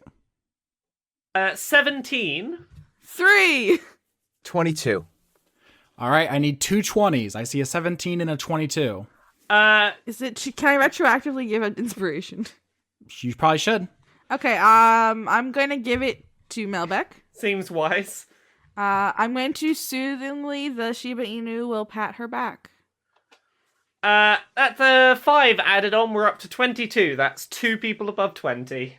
22 and 22 is enough to get over 20. So the team, that is Dregg's Mastiff, Melbeck's St. Bernard, and Sasha's Shiba Inu, brace up against the UFO and turn on their jets on their back. They start blasting off, pushing the UFO up the side of the crater. I think maybe even it's scraping across because they need to get it out as fast as possible. And it looks like they're not going to make it as the meteor's coming down, and it's going to basically hit you as you try to exit the crater. And then Sasha begins rubbing Melbeck's back, which gives you the determination to push forward, blast with all your might, and you guys rip out of the crater at the last possible moment as the meteorite comes down, and there's just seconds before Big Star is obliterated. Untether! I provided moral support! Chris is like, Big Star accepts his fate. Untether, Big Star! Big Star untethers. All right, so Big Star untethers, the meteor disappears, and the team has a UFO from the past. Past UFO. Yay! Ancient aliens! Can we open this up and take a look inside? Yeah, okay. I'm gonna assume you mean back on the Snallygaster and not here in 800 degrees. Yeah. Yeah, no, I'm not suggesting like right here, right now. Hey, but, there's no tomorrow. yeah, can we take this back onto the ship and get a look at this thing? So the team hauls the UFO back to the Snallygaster. It actually doesn't quite fit in the mech bay because all the mechs are in there as well. So I think at some point you guys kind of have to carry it behind. Where do you want to pop this thing? There's like a couple of safe places. I think Pel 3 is where like Dregg's the Caravella family could protect you if you wanted to do it there. Seems as wise a place as any. Yeah, I think that's probably a good idea. All right, so you guys go to the moon Pel 3 and just like find a nice quiet spot between Maxwells because there's 13 Maxwells on the surface that the civilizations are built around, and then just miles and miles and miles of nothing in between them. So you find a spot that's good, the temperature is going to be tolerable, and you all have you all have air envelopes, so you can just get out and fine. You set the UFO down and you exit your mechs, and you're gonna go over to the UFO. Does somebody want to roll to investigate the outside before you enter it? 17. 19. Damn, you guys all passed. So there's just it seems like a simple panel on the outside. It seems to be like it takes a fingerprint or an eye scan, or it's a biological reader to see if you can get in the door. Captain Melbeck is going to try and access the biological reader just on the off chance. Beep, beep, beep. It does not open. I'm gonna try it. Beep, beep. It opens. Oh, fuck. Oh, shit. Oh. Lauren's having thoughts.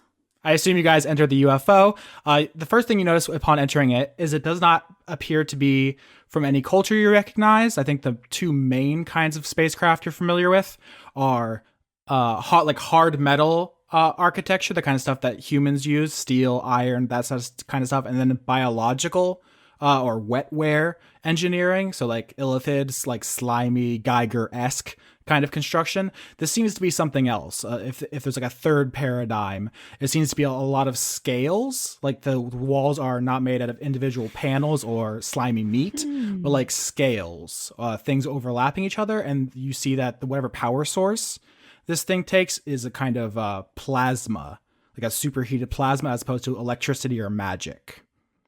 Oh, well, we would investigate the outside. We would investigate the inside now, right? 16. I got a 12. I failed. It'd be a -1. So let's... So Dregg walks down a different corridor than the rest of you and tumbles down the stairs. No, you guys actually succeed over average because this is a pretty logically laid out spaceship. It's not like mind-bending House of Leaves stuff in here. You're just kind of walking down corridors, which leads sensibly to a main area, and this spreads off into other areas. And you're like, oh yeah, I'm familiar with a spaceship and how a thinking creature would design one. And so you work your way through this alien craft to what appears to be the command center, where there are screens and computers and so forth. Once again, made from overlapping scales of some kind and powered by plasma. Do we know what it is we're looking for in here? Was it... because it's some kind of artifact that we assume is here, right? Yeah. Subjective has said that there was an alien technology discovered on Fermat, and they don't know what it was, but they had reason to believe it had something to do with legends about time travel, which has been borne out. You guys just went through a time anomaly. Yeah. Yeah. Wait, hang on. Wait. What? What? I'm just fucking with you. I'm sorry. Jesus. Oh my God. I was like, what do you... Lauren, this thing let Sasha in. I know it did. I have a strong feeling it is linked to my bloody eye. Yeah, do you wanna maybe try and like interface with this command center? Yeah, I'm gonna fuck around with it. Yeah, interface with the command center, Sasha. I want to push buttons! It worked great for you last time you did it. What do I roll to interface? Insight? Performance? Ooh. It's just like plugging in your amp. 19. All right, so what do you do, Sasha? I just start fiddling around with things to see what they do. And presumably do well. All right, so Big Star's off fixing the mechs. Dregg fell down some stairs. He's fine. It was a comical fall. And Captain Melbeck, you watch Sasha stroll onto an alien spaceship. It accepts her on, and then she starts pushing buttons and pulling levers and touching touch screens and stuff. And one by one, things start lighting up. And there's a hum as the ship comes to life. You've noted there are no creatures on board at all. 0. And they're not any hiding. Like, you guys searched the ship pretty well on the way here. There's just nobody here. And as all the machines come to life, a voice calls out from the machine. What that voice do? You did well to come so far. Please, don't bother responding. This is a pre-recorded message. Fucking time travelers. I thought you'd say that. As we are both aware, your hour of need draws near.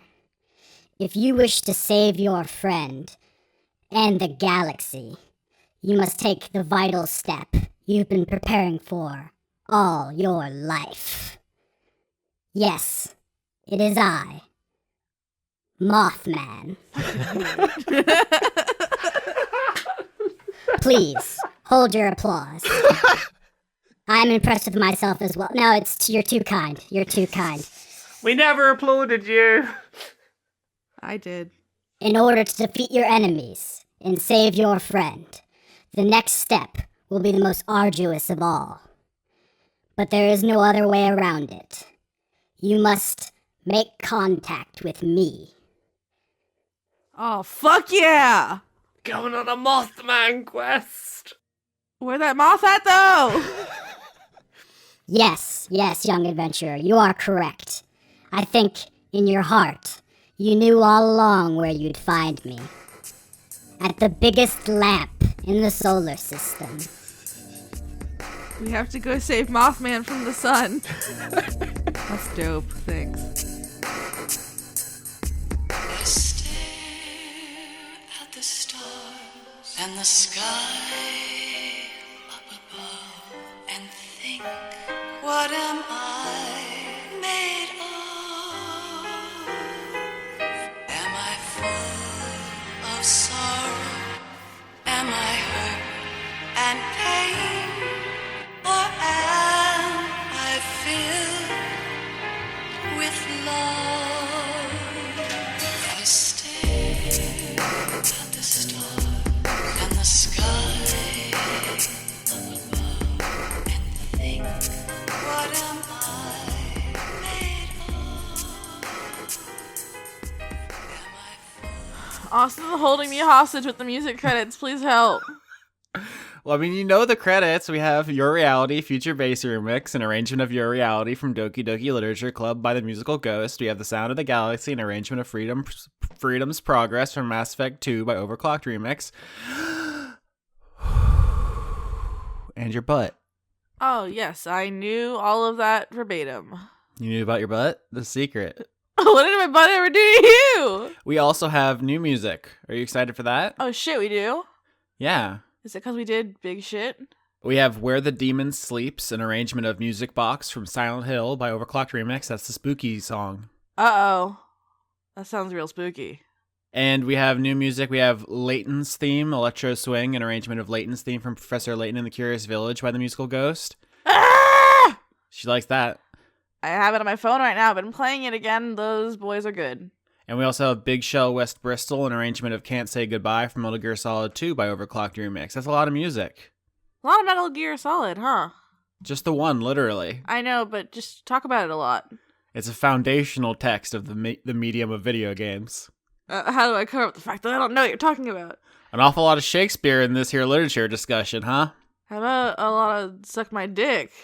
Oh my god. Here in this credits discussion. All right, well, give us the executive producers for February 2019.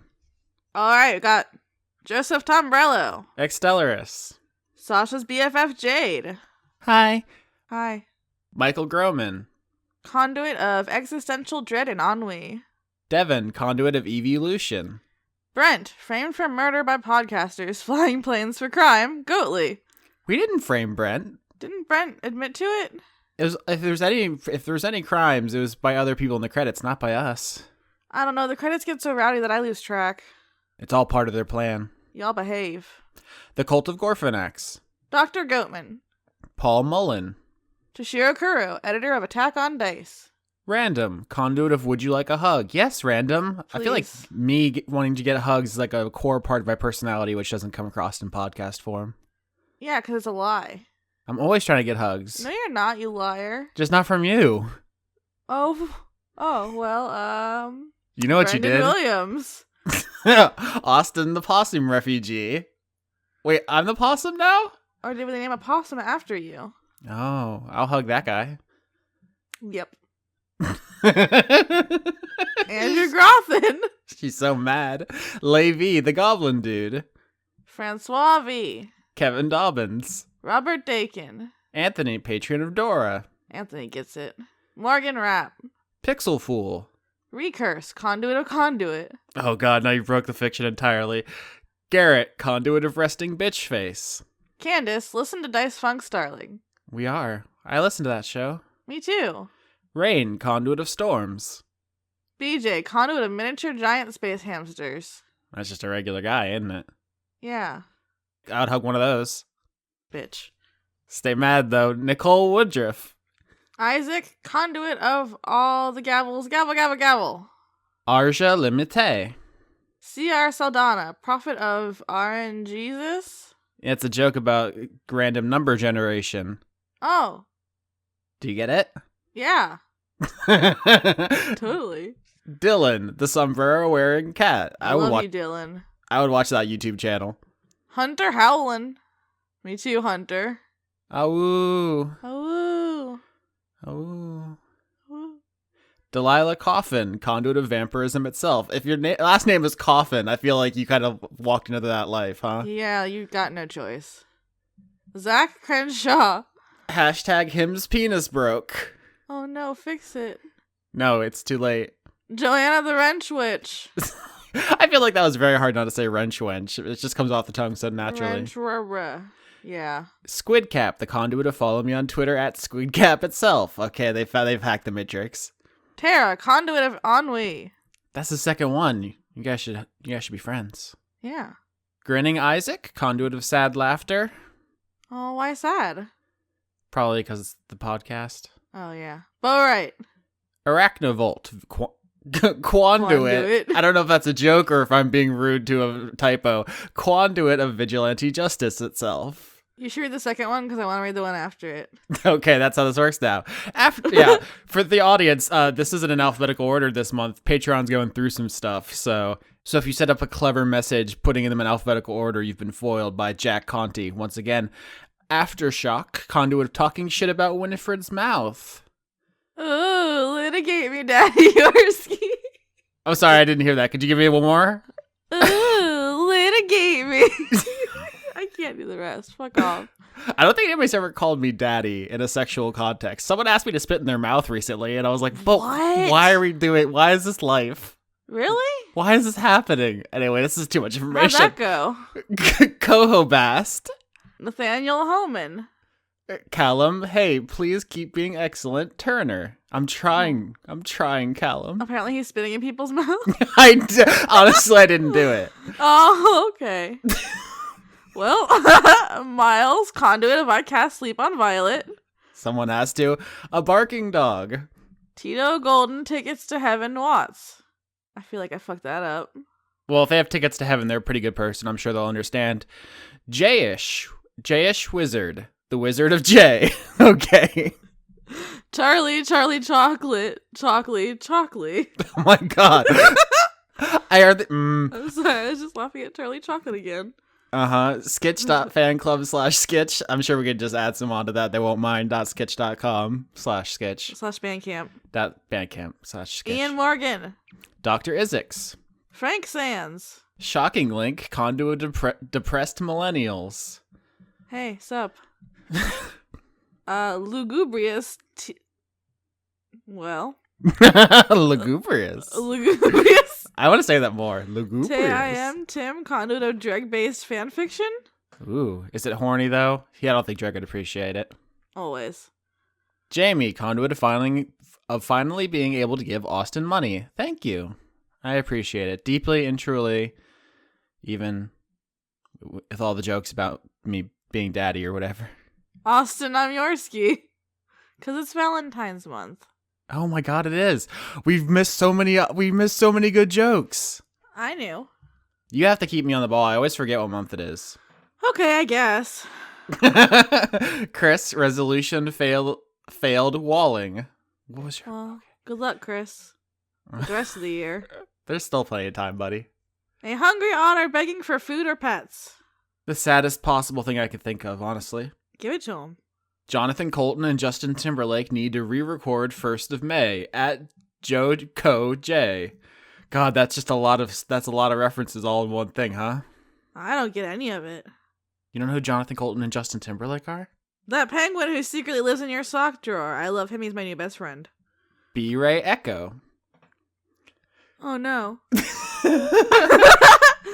Carito Prime, conduit of putting it in the butt. Carito's living his best life, honestly. Good job, Carito. Have fun. Be safe. Austin, if you kill a PC this season, I'm gonna eat that entire ass. I feel like Carito and this person should maybe work out an arrangement. Yeah, maybe, we're making matches here in the credits. They have some interest in common. Midlife stasis.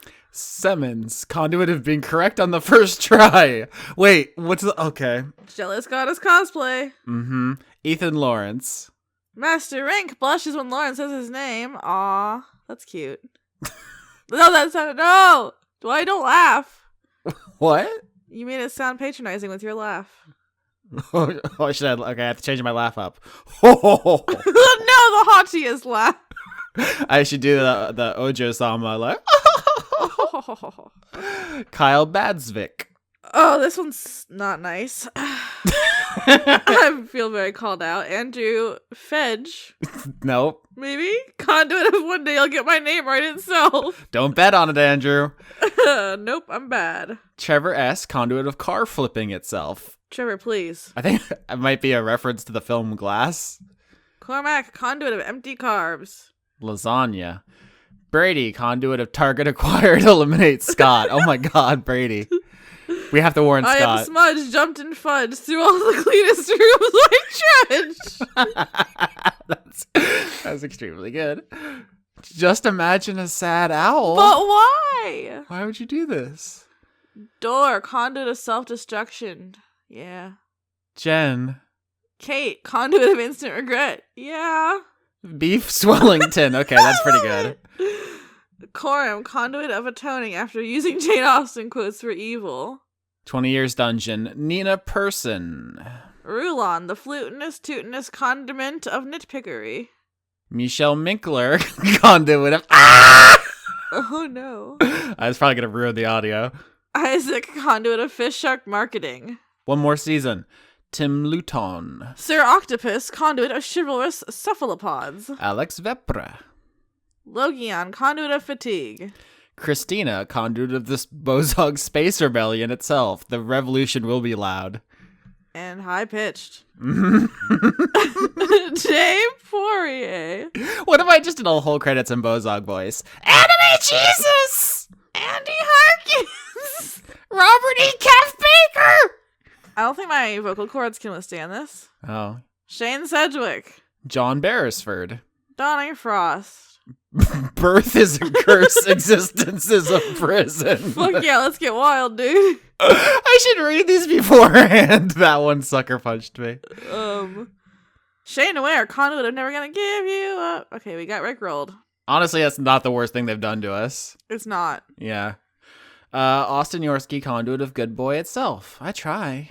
Yeah. Reynard, the conduit of slightly less stoned. Yeah, because I won. I stopped going for your crown. Matthew Schultz. Aaliyah. I don't have a joke name this month, so instead I'll say, you're great. And then it cuts It could off. be green. It could be great. It could be Grillubilius. Jermaine D. Walls. Ashley, no. Just Ashley. Sam Stanowitz. S. Kearney, Cat Dragon vs. Shark to Crabs. It's a Magic the Gathering reference. Oh, nerds. John Kerry, but not that one. Nerds, unlike Lauren, who's on the D&D podcast. I've never been a nerd. My Valentine is postmodern artist Cy Twombly. Killer Automat.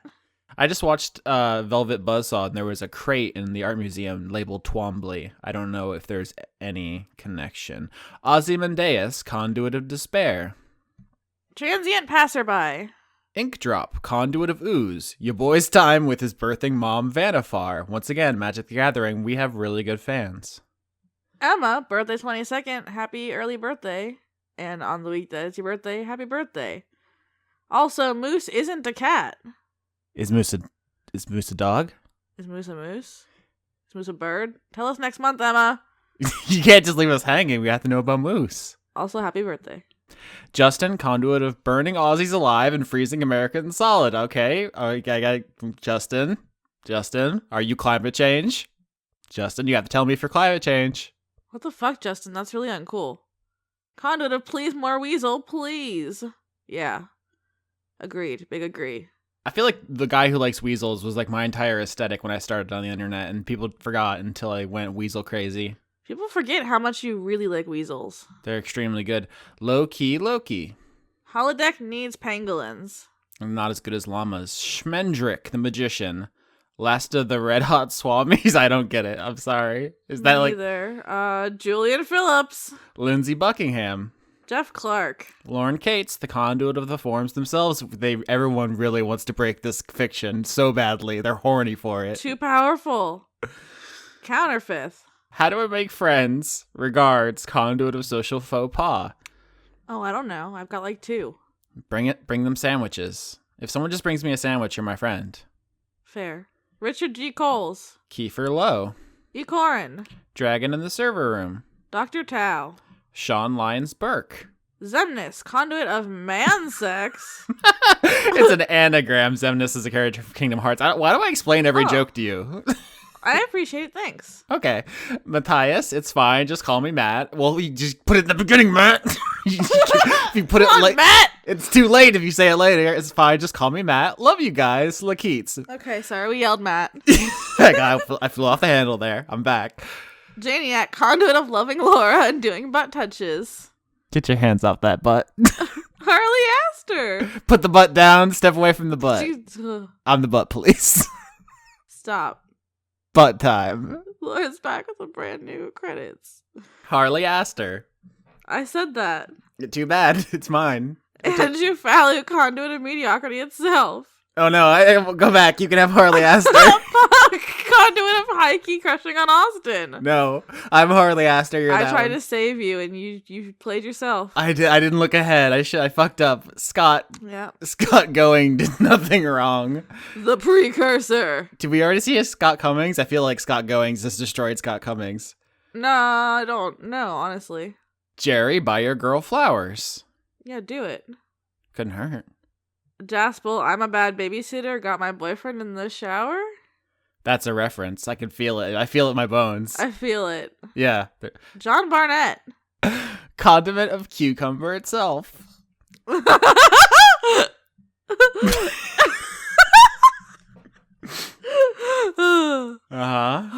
a booty gang LLC. I'm sorry, I just didn't understand what you said. You're half gonna say it again. Eat a booty gang LLC. booty, rocking everywhere. Killer Cotton Shizno. Did I just say that? Nicholas Dominic. Yam is bro. Anna, conduit of procrastination. Andrew Birmingham. Douglas Williamson. I won't read this name. He got you. You have to resign from the podcast. He got you. Bye. Those are the rules. Z23619. Why are you still here? I'm gonna eat your whole face. You don't read the credits. Vizzy Huggles, keep up the great work, y'all. They love it, see? J. Logan, conduit of queerness itself. The cast of Dungeons the Gathering. Notorious Christmas, conduit of ho ho ho itself. Wait, did you miss by 2 months? Are you okay, Notorious? Victoria Melito. Scotty Vilhard. Aline. Majin. Kato Crit, Conduit of Deception. Einar, thanks. Johansson. I love when the punctuation gets sassy. Yeah. Carter Rayner. Highway to Mill. Matthew Beer. Okay. Indie Monsters looking forward to another year of name butchering Winewick. You're welcome. What is it? How else we could... Wenwick? Ween. Yeah, Weenwick. Josie, conduit of complicated magic systems. Subtweet. Razumi Yazura. Albert West. Ken, conduit of finally writing this goddamn PhD dissertation. Proud of you, Ken. Dr. Ken. Eleanor Nanante sees Periton. Guinevere Cummings. Wait. Starlight Glimmer, who, unlike Brent, has done nothing wrong. The plot's thickening and I feel like you don't care. Jew-Man Jack, but sexy, like a predator. Mel Teach piloting a little grand. Sorry. I know you saw that word in your entire brain. My brain just shut down for a minute. Zolitzkuntly. Zolos. Nope. I tried. Urgent decoding. Oh, okay. I think we're going to give it another try. We're just moving on. Zololitsakunti. Hold on. I have to Google this, see what it is. I'm sure it's something. Yeah, it's those weird naked dogs, right? Also known as the Mexican hairless dog. I know my dogs, y'all. All right. Mel Tyke. Got you. Made you say it. Alright, Urgent decoding. Grimlock. John Potts. Noah Sudret. Zephosaurus. Z Lobnagard. Elderly Goose, conduit of backwards anime winning. Oh, it's Dragon Ball Z backwards, Elderly Goose. You son of a bitch. Rowdy little boy. we can't just assume people's size and gender. Okay, you're rowdy and I don't know what you are. Uh-huh. Other than an elderly goose. Brent, you large child. Brent, you large baby. Seraph Stone. Also Salad Child. Salad Child and Seraph Stone. Castor UK. Aki Savalainen. In case you couldn't hear me. Castor UK. Why are we saying it like that? Because I'm rowdy. This is going to be held edit. Florian H. I enunciated that one. Did you enjoy it? Valentina de Amor. Conduit of giving hugs to those that need them, which is me because Austin refuses. Dylan L. The Hadsels. Melissa Nielsen. It's done, baby! Pruitt Holcomb. Shanus. Shard Point's professor of astrophysics. Dennis Pancake Detlefsen. Miko from Finland. Dennis Bangston. Indigo Van Dane. Sydney Marsing. Just a Jester. Brady, conduit of failed murder. Good that you failed, but don't do any more attempts. There's like 8 people now who are claiming that they're the murderers, so I think you're off the hook anyway. Yeah. Kitty Foe. James Neely. M. Joe. Or is it Joe? Hey, Joe, come over here. You're looking tasty. Stop boring things, Austin. Joe's looking like a snack. Run, Joe, run. Lana Seawolf, Lady of Bones.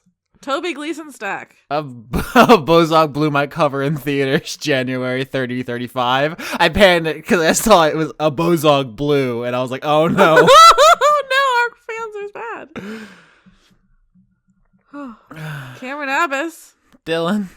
Anna. Sean, the host of Funk Dunk Plays. Harrison Andrew. Christopher Charlau. Vigar Arnston. And Cody Jackson. I think this is a brand new record for the longest it's taken us to record credits at a cool 53 minutes since we started this call. I was just thinking that. Holy shit. We have to do something. Do you think would it be unconscionable if I raised the price for the credits, executive producer credit? It's $5 right now. Hey fans, what do you think? Comment, like, and subscribe. Just gotta pass the buck on to them, huh? Trying to put you on the spot. I don't know. Do you need it? How hungry are you? I'm so hungry. Alright, then maybe you should. I really want to eat a whole lasagna. I mean, you're a grown-ass man. Just do it. Just go get a lasagna. Also, in frequently asked questions, people always ask, when do we record? And it's the Patreon updates on the 5th of every month. The 5th. So that's usually the cutoff. I wonder, is there... Yes, Walmart. I was going to say, where can you get a lasagna at this time of night? But Oh yeah, also we're recording this at 1 a.m. in case you couldn't tell. No, we're just having an extremely normal one. I'm always having a normal one. Okay, for the other people on the show who are not having a normal one, Conrad at Conrad Zimmerman. He does podcasts. He's on Jim Sterling's Movie Boys, aka Spinoff Doctors of Horse, a BoJack Horseman podcast. Laura Kate Dale, Laura K Buzz everywhere. Kotaku.co.uk, YouTube. Check out her books. Queer and Pleasant Strangers. Is that it? That's another podcast. Yeah, she's also on a bunch of Jim Sterling stuff. Just go to her Twitter. You'll find it all. YouTubes. She has a YouTubes. Oh, that shit too. I should speak up. I can see my waveforms are getting small. I'm pulling a Lauren. Well, it's nice to have things named after me. Chris Larios on Twitter. He's at Weekly Manga Recap. That's patreon.com/Weekly Manga Recap. Send him money. He's very sad. He's great. I'm at patreon.com/Austin Yorsky. I'm trying to buy a lasagna. Send him lasagna. But Jack Conti's taking all the lasagnas.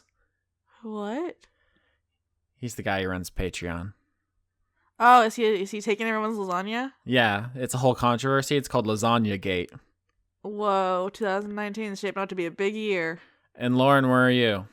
Rawrglicious. That is RAWRGLICIOUS. I'll remember that. Search Dice Funk. Go to People. I'm there. I mean, you can also find us on iTunes, Google Play, YouTube, somewhere else. Podbean. That's a place. Find us, subscribe, rate. You know how to do it. You're smart.